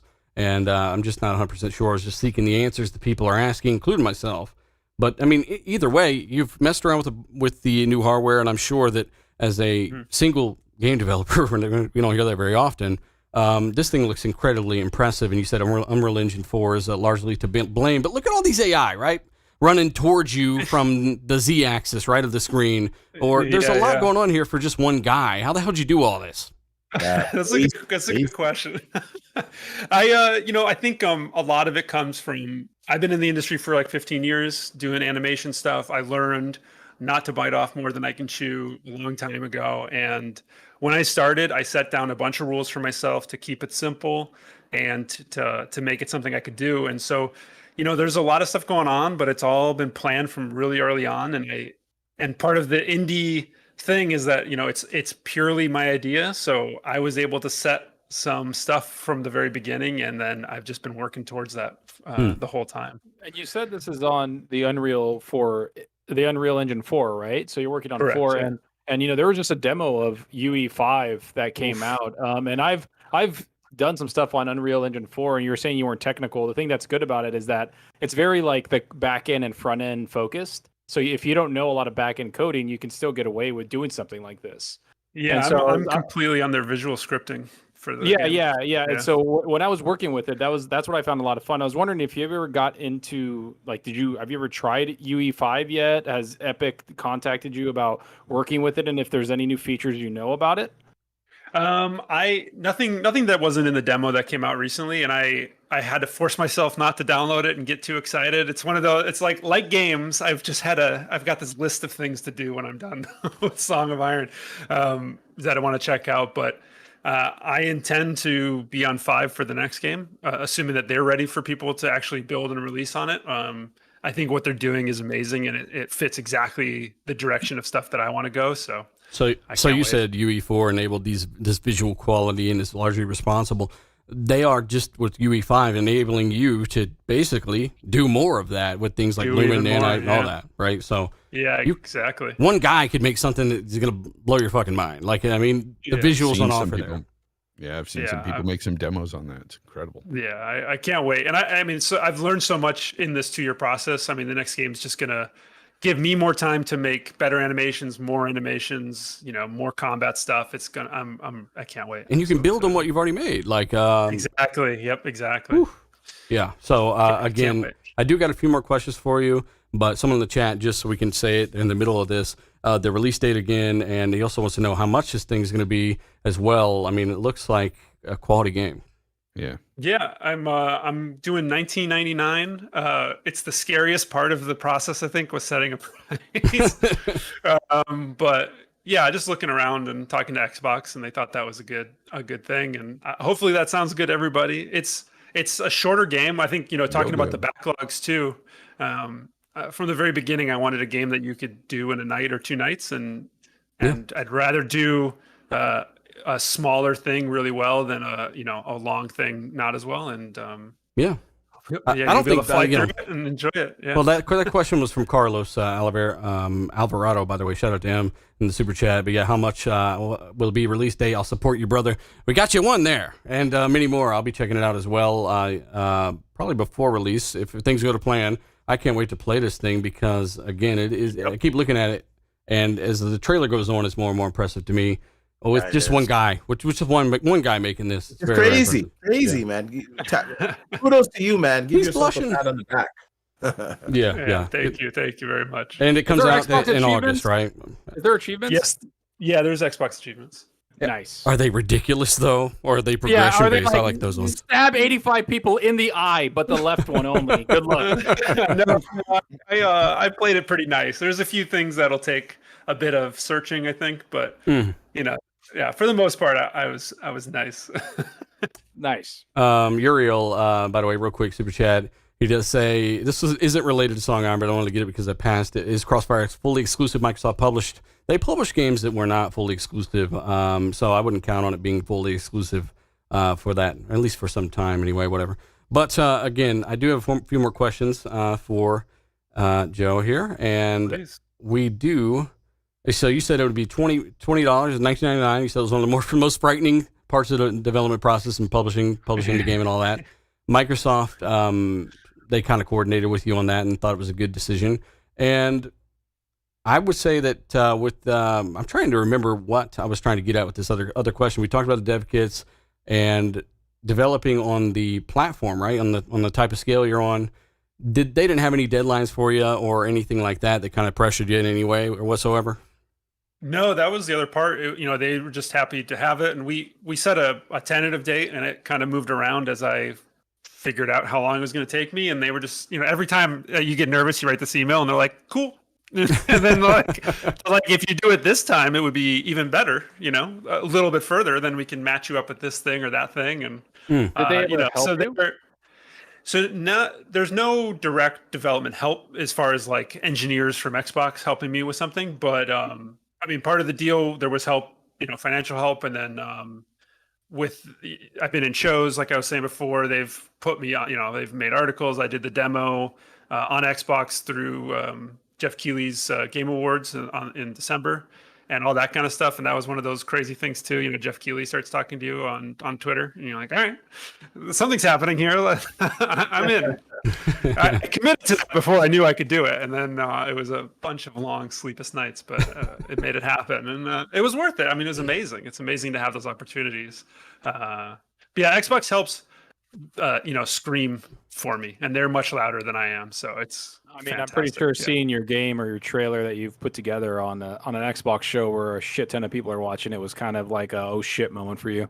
Yeah, it's bizarre. It is the weirdest feeling thing that I've ever done, because I'm so nervous. I know all the problems, and it's always that kind of the guy in the back. So basically, you got your own Craig Infinite basically in the background. No one noticed. Yeah. Okay. Always, yeah. There's always. Well, yeah. Craig was mine too. I'm there for both of those things. So you say you were there for both of those things. That kind of brings you to the next section here. I want to first know. I think you kind of already said it. This is a game you can jump into. It's a classic tale of kind of the Nordic. We got another echo on the mic. That's D-Batch, I think. Anyway, it's you're Nordic and you're slashing and you're having fun and you're getting some achievements, and I think it looks really, really good. I'm impressed for everything that we've learned, especially and coming from 343 for half a decade. What was your experiences there? We got to go into that stuff and yeah, sure, and all that stuff. So tell us what you did at 343, working with those guys, and anything else like that. Yeah, sure. I came in for the last 2 years of 5 as just a contract animator, and quickly got pulled on full time. I did a huge chunk of the Warden animations for 5 and a ton of the multiplayer assassinations. The Backbreaker, if you're familiar with that one, and a few others. I did those, and it's just like literally the death of Batman by Bane was my inspiration for that. He just threw him up in the air and broke him over a knee. Oh man.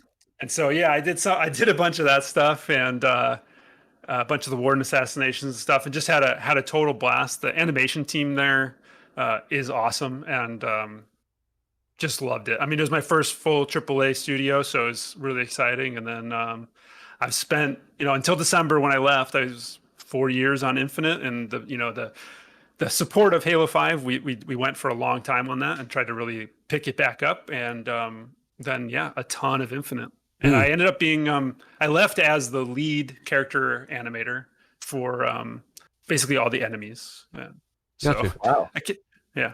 So it was kind of you got to go from 5 to that classic Halo kind of art style, or not really art style because it's not an art style. It's more of their clothes, how they were designed, and all that stuff. Aesthetic. Yeah, the aesthetic. The aesthetic of the original. Yeah, it was awesome. And it, you always go through all these long processes of wanting to go the extreme directions, and then you settle on something, and everybody gets excited for it and everything. So yeah. Were there any feuds between the aesthetic and the kind of all that setup and stuff? Not specifics, but I'm sure there are a lot of minds in there with a lot of different ideas. There always is, and it's the great challenge of big studios with IPs that people love. Like Halo, I mean, Halo's the perfect example. I mean, everyone has their own thought about what you could pull just us here. What's the most important thing about Halo, and you're going to get 5 different answers. And so you make that a 500 person studio, and you get endless answers, and then so everybody's trying to make the game they think is important, and we work hard to make that match. And art will be one of those things. So yeah, there's always a struggle, but in the end, it's a disagree and commit sort of thing. You say your piece, and then if people, don't go for it, you just, you jump in and you do what you can. You don't draw straws or nothing, tic-tac-toe, nothing. You try to convince people as best you can, but Were you happy to see after the kind of rough showing in 2020, the kind of rebound showing at E3 for a lot of your friends, I'm sure, of 343?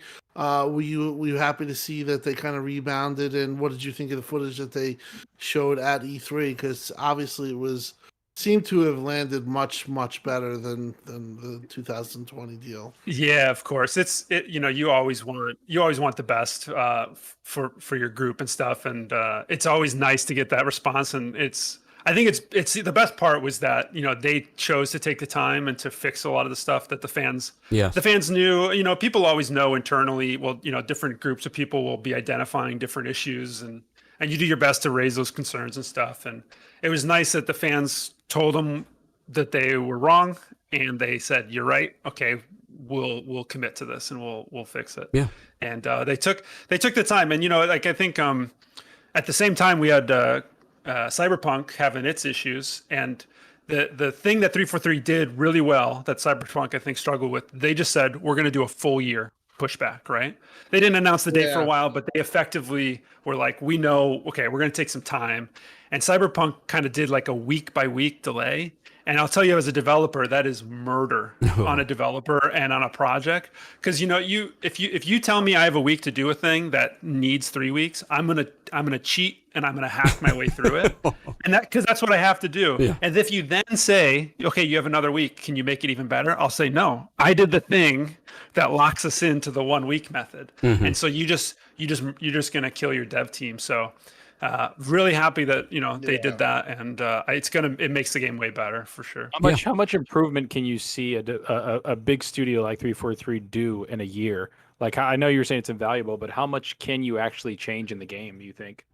You can do a lot. I mean, almost always, and you've probably heard this before, the game comes together in the last 6 months, right? I mean, there's so much.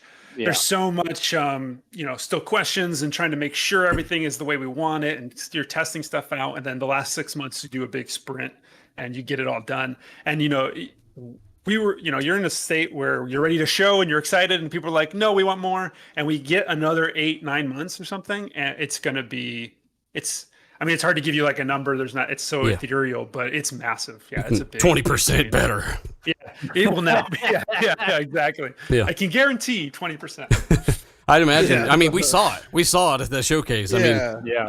that leads me back because you said you were a fan of the show and you watched the show, and we appreciate that, man. And you heard us bitching about Halo Infinite, and we were live with Major Nelson being like, "What the fuck's up with the mountains, Major?" You know, like he was on the show that day, and it's a real question, man. And With the mountains. what Major. made? What's up with the I mean, I mountains? gotta ask because I believe that's what separates the show somewhat because we're fans. We from the perspective of gamers and fans. We want to know the same thing they do because that's us. Who the fuck missed out on the mountains in the background not being there and the fog and stuff popping? And what happened there? How come that made it out? Let's see what I can say. I think the big thing is that I don't know why it made it out. In the end, the artists aren't making the calls. It would be the first answer to that. We'll scream as much as we can, but they'll eventually say we're doing this. Yeah. It's a conversion of the upgrade to the engine to make it what it can, what it is to do the stuff that they're trying. It took way longer than expected, and it was harder than expected.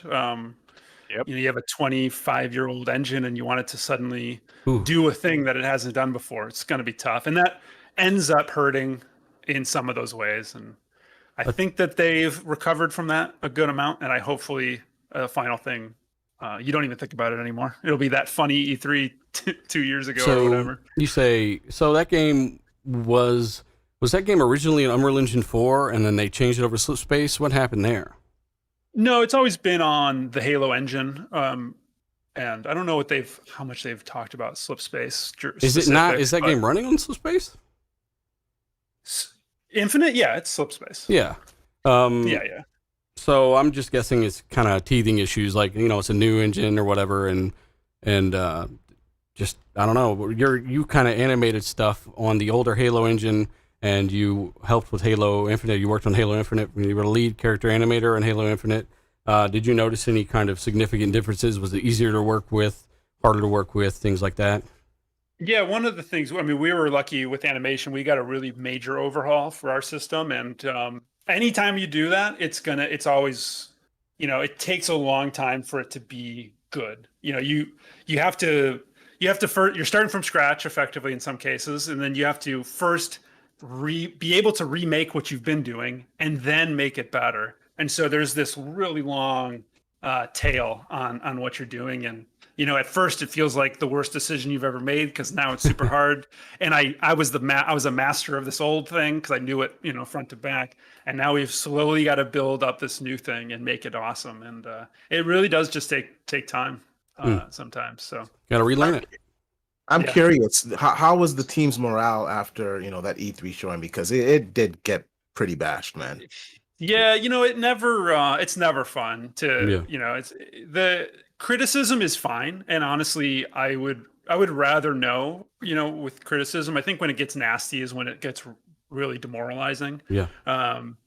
But knowing I didn't like this, I wish this was better. Like, I think this would have made it better that's amazing information. And I always ask for it and I always want it for my stuff. But sometimes when people are mean, it's rough. And it's rough. I think the Craig thing was the one that kind of everybody got focused on. And 343 or Microsoft did a pretty good job of just turning it into a character for everyone to laugh at together. And honestly, that helped in the studio too, because everybody was like, "Yeah, we all knew Craig was stupid, or whatever." Like we all knew. Domino's is talking shit. We know. It was a worst case scenario. You zoom in on someone's face on a 4K. Yeah. And then it's like, since then we've added animations to the faces. It was always in the plan. So there's a lot of we didn't expect him to do that, but we knew, and we're still working on that system and yada yada. So it's nice that we, and we can laugh about it too, because again, it's like you kind of know. Yeah, and honestly, I've said it before, but everyone who spoke up and kind of, politely and kind of constructive criticism, that kind of stuff is always good. And hey, look how much Halo is improved in the last year because of that time and because of those fans that spoke up. And that's why you're going to be getting a more complete product than you ever would have a year ago. I mean, so that's kind of what I'm excited for, and what a lot of the guys in the chat are excited for. But I mean, again, Song of Iron coming out August, and again, we'll remind everybody at the end of the show, but coming out August. What's the exact date? You said 21st? August 31st, final 31st. day of August. I Okay. just made it in summer, Awesome. Awesome. which is the plan. Yeah. And you can do 20% more to it before it's out. Yeah, I'll be in 2 weeks. I'll have 20% better. I'll definitely be looking forward to playing this game. A lot of the guys in the chat, 1999 guys, out. Can you pre-order it right now? Yeah, you can pre-order it on Xbox, and if you are a Steam person, you can wishlist it there. Steam person. Yeah. I'm gonna be Yeah, if you pre-ordering happen, right if you happen now. to be a Steam person. You can be a Steam person. Zocker, you can go over there and be a Steam person. I'm gonna be a Steam person. No, I'm looking forward to it. Like I said, that game in the Ascent last year, I think I saw it. That was 2 games that I saw, and I was like, wow, that song. I didn't know it was just just making it. I'm extremely impressed that I've been looking forward to play your game for a long time. I'm glad it's very and, much. congratulations, man. I know it was a lot of hard work in 2 years. That's development's not easy, people. So congrats, man. Honestly. Yeah, it's wild, but no, I really appreciate it. Someone asked in the chat about the controls from the demo. Yes, I have fixed them. As a total side note. What was wrong with the controls, Joe? What'd you do? It's just hard. Controls are hard. I have a lot of things and not enough buttons. Yeah, I know. It's like I'm playing a UFC game over here. Shit. Yeah, I mean, definitely. You said the climbing and stuff was one of the most difficult parts of developing the game, yeah. guys. If you want to check out everything Joe said, obviously catch a replay or whatever. But I mean, there's a ton that goes into this game, and again, Unreal Engine 4 doing work, but it's your vision that enables those features, and tells you, hey, there should be a guy running at you from this angle or that, all that stuff. So Joe's done a great job with really good tools, and I'm looking forward to chopping some Vikings up in this game, having a good time. We got to give a few super chat shout outs here. Who we got here? We got Freddie. Shout out to you, buddy. He says he can finally listen to RDX live. Yes, like 5 a.m. across the globe or something. He says it's so entertaining to listen to while on the road at work.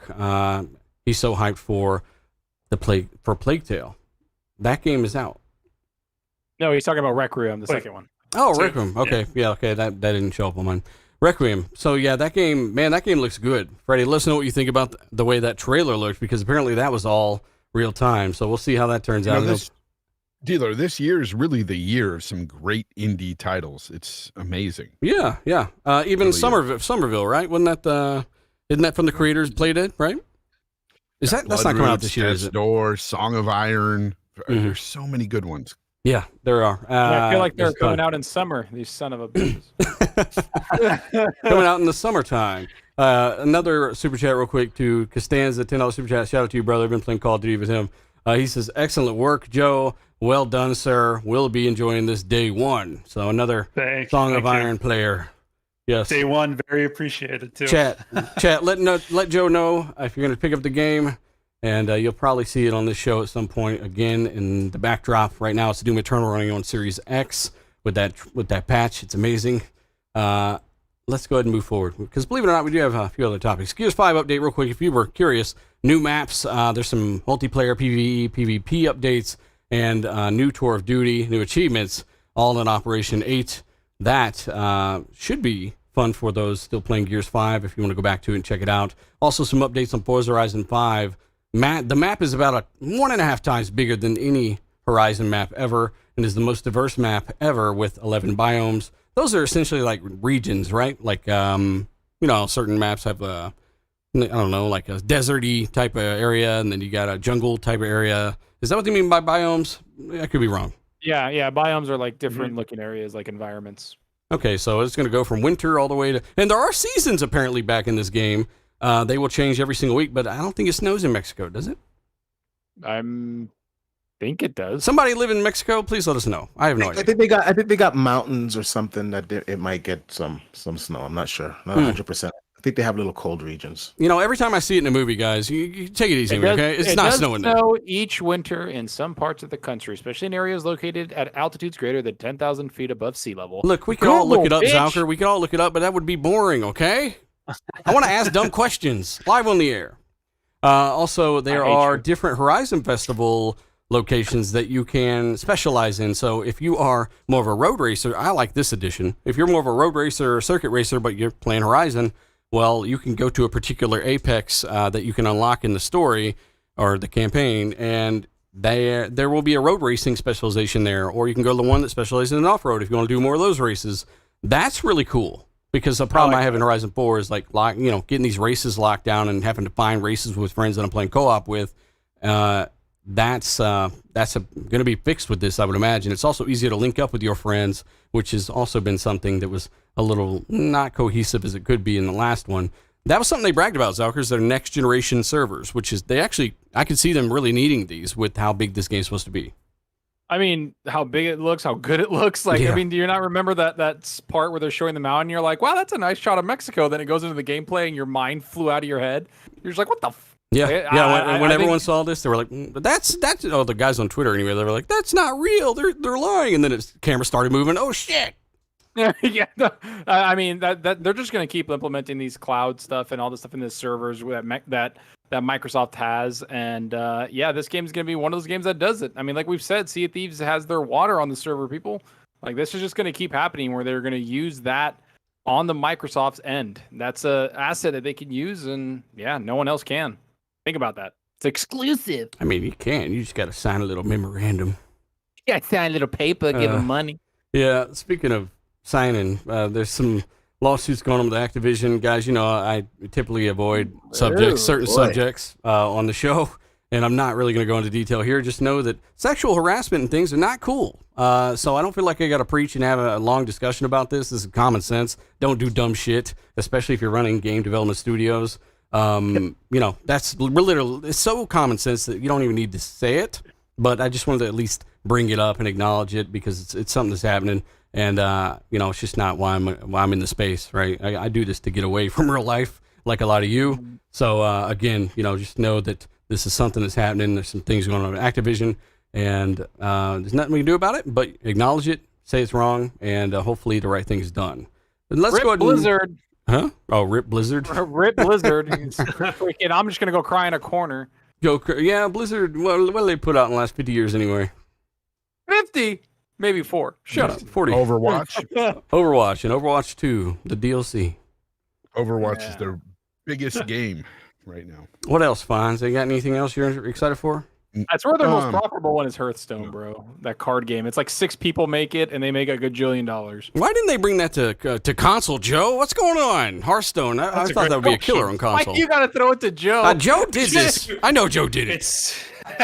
It's not as easy to buy cards. Oh.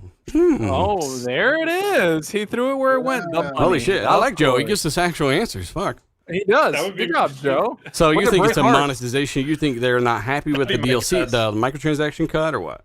Yeah, probably. That'd be my guess. I mean, why? If they've got it on tablets and stuff, there's way more of those than Xboxes and everything, right? But still, people who are going to just have a credit card just rolling. It's on PC already, it's still. Yeah, but it's connected to only their store, and they don't got to give the cut to anybody. Yeah, but they give a cut to Apple if it's a microtransaction. I'm really wondering how many people would actually play that on console, though. It's a different, dynamic there. It's a lot. You got a different group of users, though. Yeah, you would get a lot of people playing, but not as many as PC, tablets, phones, all that. I mean, it's a gaming console. Pull people to their ecosystem too. What was that? They probably want to they're trying to pull people to the BattleNet, and that's not going to run Xbox unless they do a whole thing, and then so they're keeping it in the family, Yeah, well, Hearthstone, I feel like it would still be a little bit more relevant. Do people still play that hardcore? Chat, let me know. I actually know a lot of people that still play it on their phone. They just play it randomly. And I'm like, I haven't played that in like years, and they're like, it's so great, and I'm like, okay, I'm gonna run over here.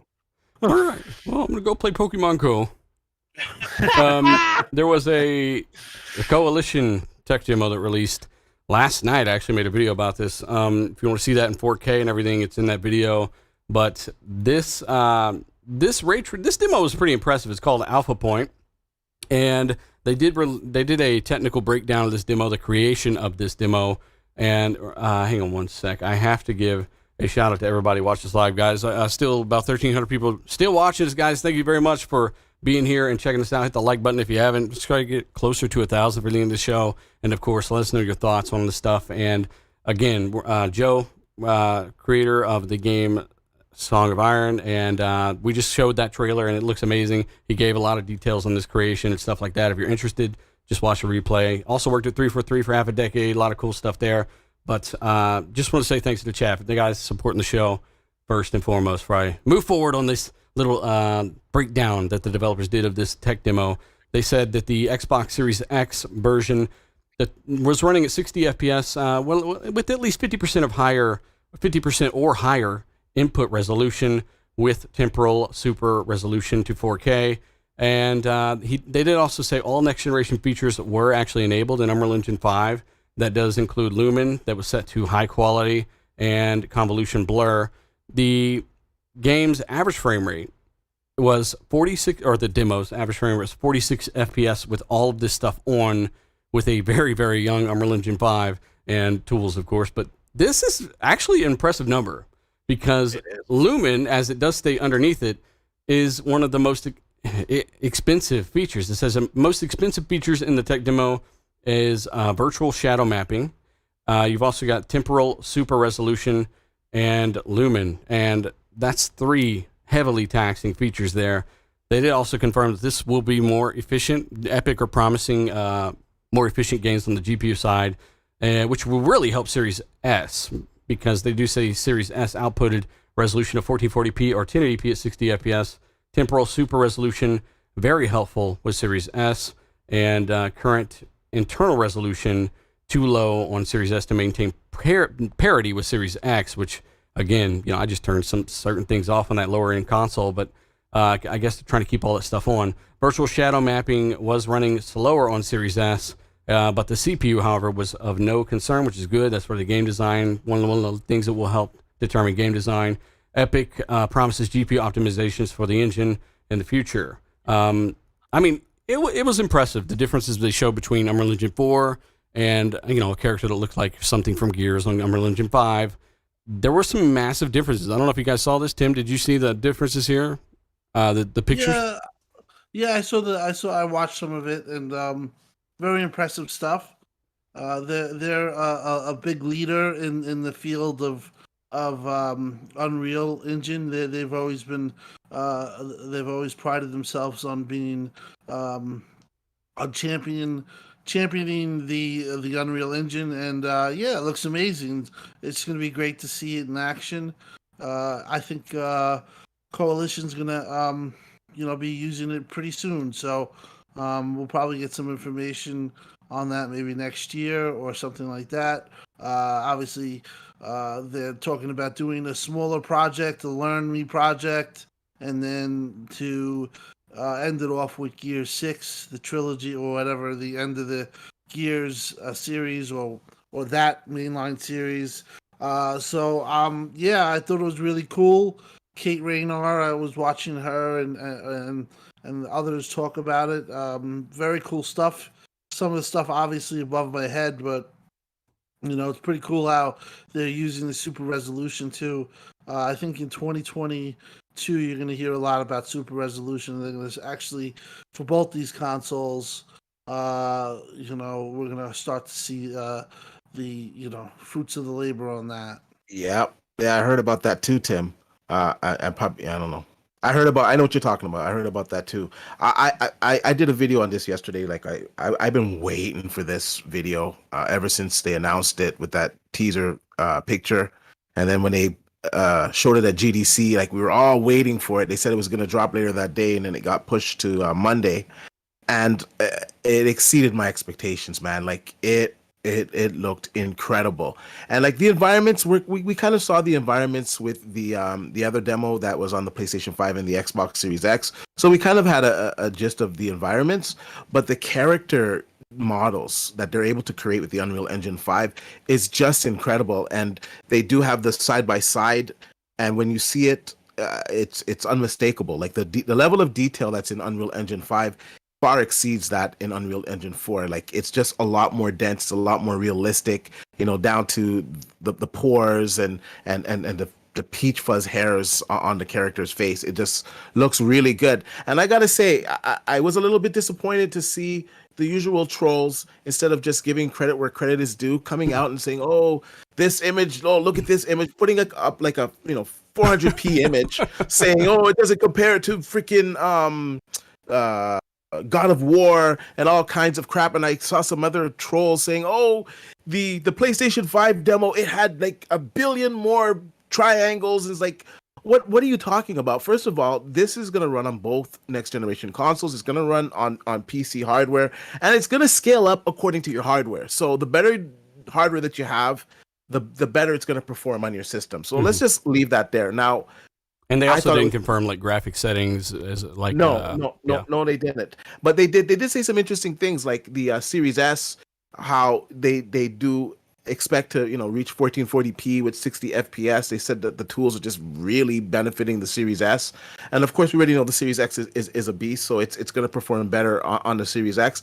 And I'm just excited that a Microsoft studio, like a first party studio, has their hands on this. And of course it's one of the best studios that ever did Unreal Engine, the previous generation, let's just be honest, and that they finally have their hands on it, displaying what it's going to showcase on the Xbox Series X. I think that's exciting for all gamers and for Xbox gamers and the future going forward, because let's just be honest, most of the games are going to use Unreal Engine 5.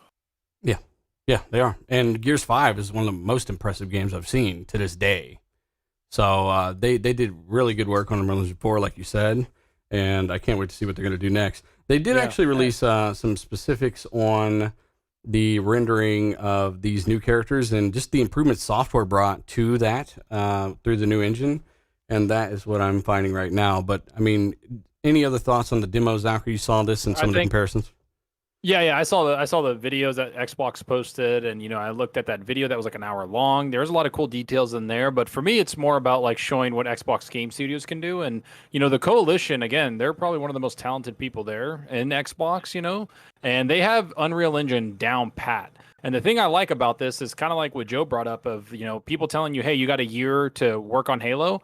Well, you can obviously tell that they told the Coalition, hey, take the time to learn the new like techniques, features, and whatever that's coming into Unreal Engine 5, because that's what they're going to be for Xbox, right? And all the other studios. They're going to be the SME, the subject matter expert on that engine. So if any other studios, yeah, same with Ninja Theory, exactly. So they're going to be those people that they contact within the studios to help them get the most out of there. And Joe, like, how does it feel to see a true expert of the Unreal Engine? Unlike you. No, I'm just joking. Jesus, I'm just giving him shit.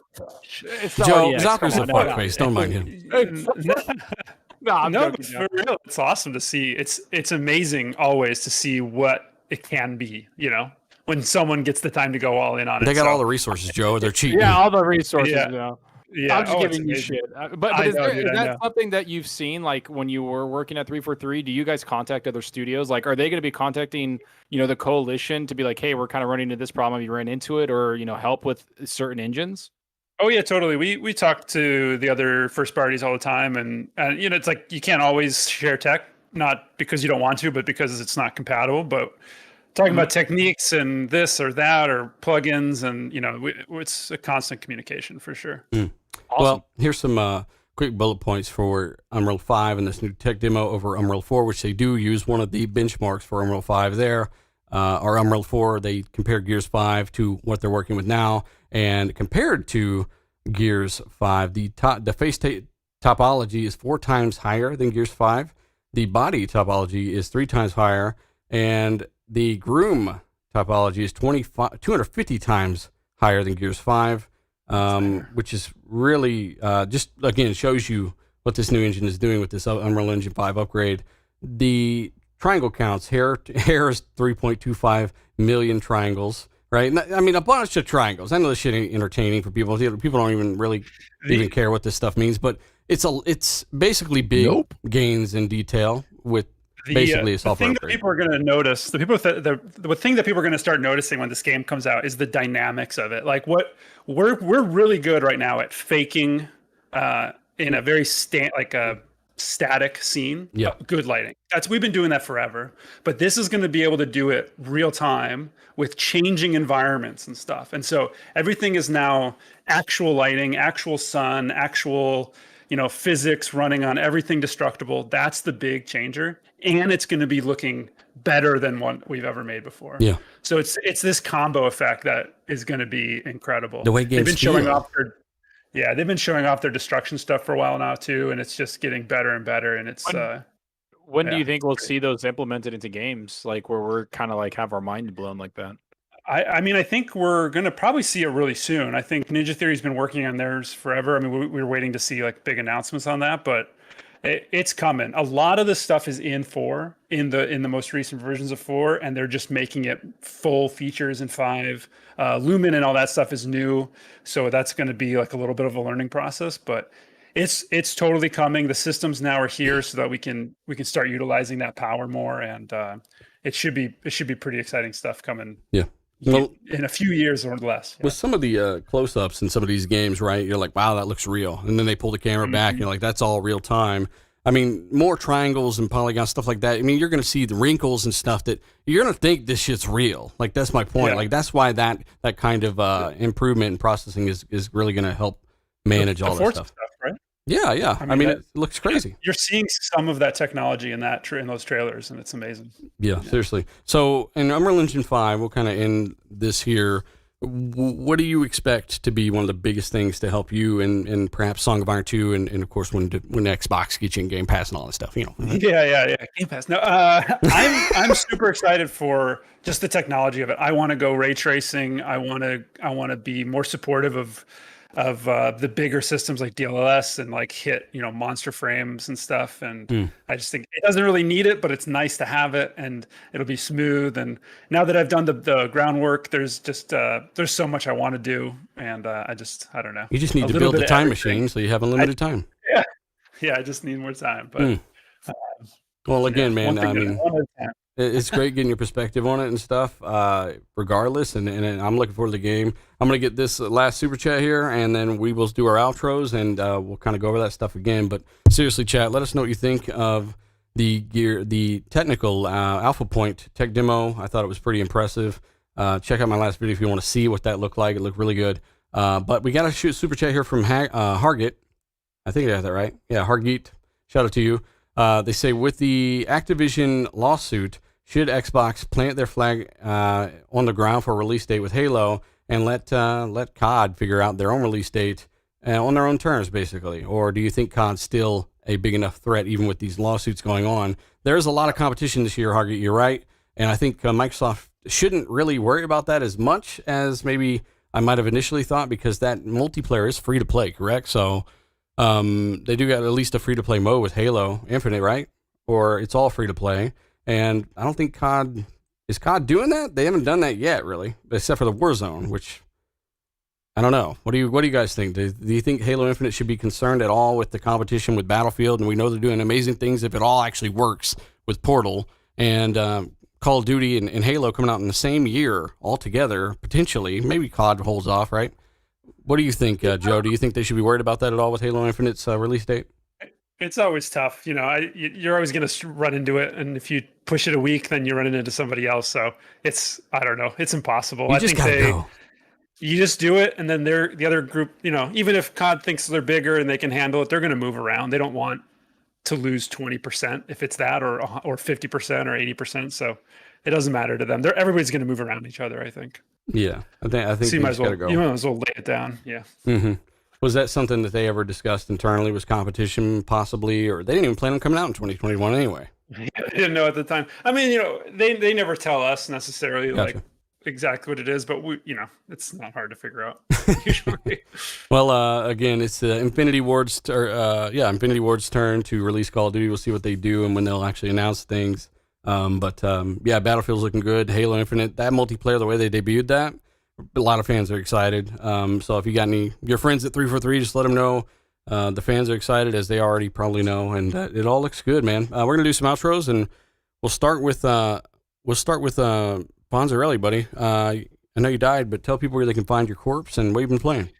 I always die when it's tech talk. Yep, I don't really like to get into that stuff because I don't know much about it. So, but I love to hear about it though. So it's all good. But yeah, you can find me at Fonzarelli Gaming right here on YouTube, where creating videos, and my show every week Sunday at 2 p.m.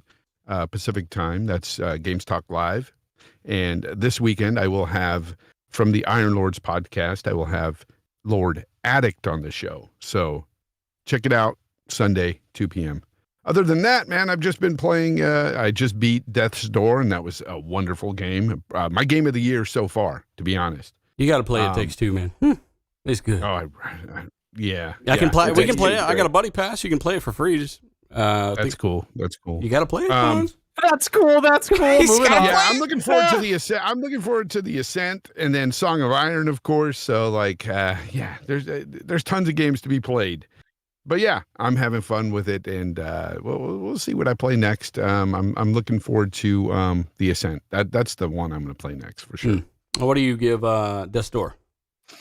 8.5, maybe even a 9 out of 10. It was that good, really good, solid. I was in a party with you getting your ass kicked by one of them bosses, so it's some challenge there too, right? You enjoyed that? Oh, it's very challenging. Yeah, there's some people who've actually rage quitted and told me on Twitter they're not playing the game anymore because they couldn't beat a certain boss or whatever. And I'm like, yeah, stick with it, man, because it really pays off in the end. It's a really good game, and there's a lot of different little endings and stuff. So when it's all over, it's kind of not. Ooh, well, I jumped back in. Follow Fonzarelli. Follow Fonzarelli Gaming on here on YouTube. Check out his videos. Yep. D-Batch, brother, what have you been playing and where can people find you? I've been playing Flight Simulator, man, looking nice and juicy on the Series X. Of course, you can find me on Twitter at D_batch. On YouTube at D-Batch. I dropped a video, like I said earlier, on the presentation, the tech demo. It was a great show. Thanks for coming on, Joe. I look forward to playing your new game, Song of Iron, and I wish you the best of luck with the game, man. See you guys next week. Definitely. I got to give a few shout-outs before I forget here while they're on the screen. Assassin Lupa, shout out to you. She says hi to all of us and our amazing guest at Song of Iron. Yes, Joe did a great job. Phenomenal job. And, of course, it's Timmy. It's Timmy, the game filter. We've also got Scottish Smurf. We've got Ermi. Shout out to you. Violet Fam and Game Filter. Or not Game Filter. Scarecrow. Shout out to all you guys. Those are the ones I see on the screen at the moment for checking out the show. Again, if you haven't hit the like button, all that good stuff, tell a friend as I give. Zalker, 87 is the outro. What have you been playing and where can people find it? You've been playing The Ascent. I'm telling. Oh, you telling. Yeah, I've been playing that a little bit. We'll see. Gonna get a review out for that. I'm looking forward to it. Yeah, but I've been playing a lot of games, man. Like, obviously Rocket League, Valhalla, Bloodroots, just everything. I got all the Sea of Thieves achievements for the new Tall Tale. Freaking love that game. Hive Busters. I just playing a lot of games, man. I don't know. Oh, and Warhammer 40K Battle Sector, a new strategy game that came out. So that's a lot of fun. I recommend people check that out also. But yeah, you guys can find me on Twitter, Zalker87, YouTube, Zalker87. Just playing a lot of games, and I know summer is like usually the dead time, but I feel like I'm playing more games than ever right now. And Joe, I appreciate you coming on to this to RDX, man. Honestly, talking about your game, I've been looking forward to it for over a year now. Since I first saw it, and congratulations, and thanks for being a good sport on here and answering a lot of our questions. Good luck on the game, and I'm going to be there day one, man. Joe, block his IP. He can't have your game. His comments are unforgivable. Joe, if you block my IP, I will cry, and then I will hack it and find you. That was weird to add. All right. Well, find Zalker87 in prison. Also, we got xCloud Tim Dog, brother. Tell people where they can find you and where you've been playing, man. You can find me on August 31st playing Song of Iron. Yeah! Hey. Yeah, that's right. That's right, motherfucker. Yeah. No, you can find me xCloud Tim Dog on Twitter. I'm playing Flight Sim as we speak. I'm very excited for the game. Gonna have a lot to talk about next week. Joe Winter, you are awesome. I cannot wait to promote your game. I am buying your game tonight in the marketplace. Only $20. It's a great deal. I have watched it and I know a lot about the game. I'm just hoping that it finds its success and we get the trilogy. I think that would be really cool to see something from the start. And honestly, you're just like one of the greatest guys in the industry. I have to say that. Like, such a nice person, and you've taken a big risk here. And I'm really hoping it turns out for you. And if it does, you'll be able to sign your own, do what you want. You can go back to a big guys, back to 343, or you could keep making games, maybe even making bigger games. But really, seriously, people like you make video games what they are. They take the risks, and I'm sure that it wasn't easy, but I'm glad that you're almost towards the finish line. And how long has the game been in development? Just before we go, It'll be about 2 years, a little over 2 years. Yeah, nice. thank you very much. Yeah. And seriously, you hit me up in DMs, and we will. I will definitely make sure that I am talking and promoting your game, because not only do I like it, but most of all, I like you as a person. So hit me up, and thank you for coming on. Tim's gonna fly to your house in man. Flight Simulator. So Yes, I am doing that right now, but I just smashed into into some river or something. Obi-Wan said Flight Sim just wrecked his Xbox. I believe it. It's pretty. It's a gorgeous game. I think, did I get everybody's outro except for Joe? Tell people, I wanted to save you for last. Tell people again, I know you've said it a lot, the release date for the game, Song of Iron. We show the footage in the show. Looks awesome. And of course, where they can find you, and really any kind of takeaway message here as part of the outro. Where can we follow you? Yeah, thanks. Thanks for having me again. It was awesome chat with you guys and talk about the game and other stuff, and it's always fun. Song of Iron's coming out August 31st this year, so it's like 35 days away or something on Xbox and Steam. And you can find me at Song of Iron on Twitter. It's where I'm most active. I try to post a little bit about the game every week, or about development or other stuff. And yeah, just I'm not really playing anything right now. I'm playing Rocket League once in a while, but mostly it's Song of Iron at the moment. So, but yeah. Yeah, you got to play your own game. You got to get the guy in the background you're talking about. That. Yeah. Yeah, I am doing that. Hang on a sec. I think. Okay, I want to make sure I'm seeing something. So yeah, again, man, thanks for coming on and fantastic panel. Follow these guys on chat. If you don't, check out their stuff. They're some of the best in the community. And I think Fonz. Who knows what happened to Fonz? He disappeared. But follow Fonz at the Grounded Gamer. He hates it when I say that. And chat, thanks again for checking us out. Hit the like button if you haven't. Let us know your thoughts in the chat chat afterwards. Catch the replay and all that good stuff. You can follow me at dealer_gaming on Twitter. _dealer _II on Xbox Live. Looking for more people to team up with. I need a constant cycle. Okay, team up. So 2K team up, next generation version, not crossplay. Don't play with him. Get him off the game. Nope. You need to enable this. Okay. Just let it. D played a game with us. That blew my fucking mind. We did really good, D. Yeah, man, we had a good squad. Can't lie. You gotta get on there some more, man. It's a blast. Seriously, chat. Let us know your thoughts. Thanks for supporting the show and making it what it is, and enabling us to bring on people like Joe, right? And let you guys know about what he's working on and his perspective. That's knowledge you can't buy, right? So.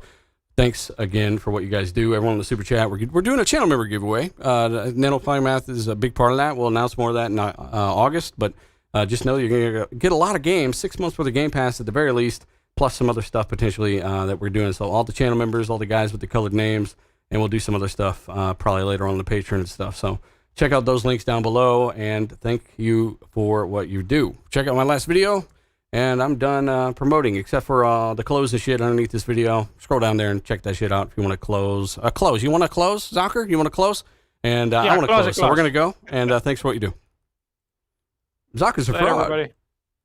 100%.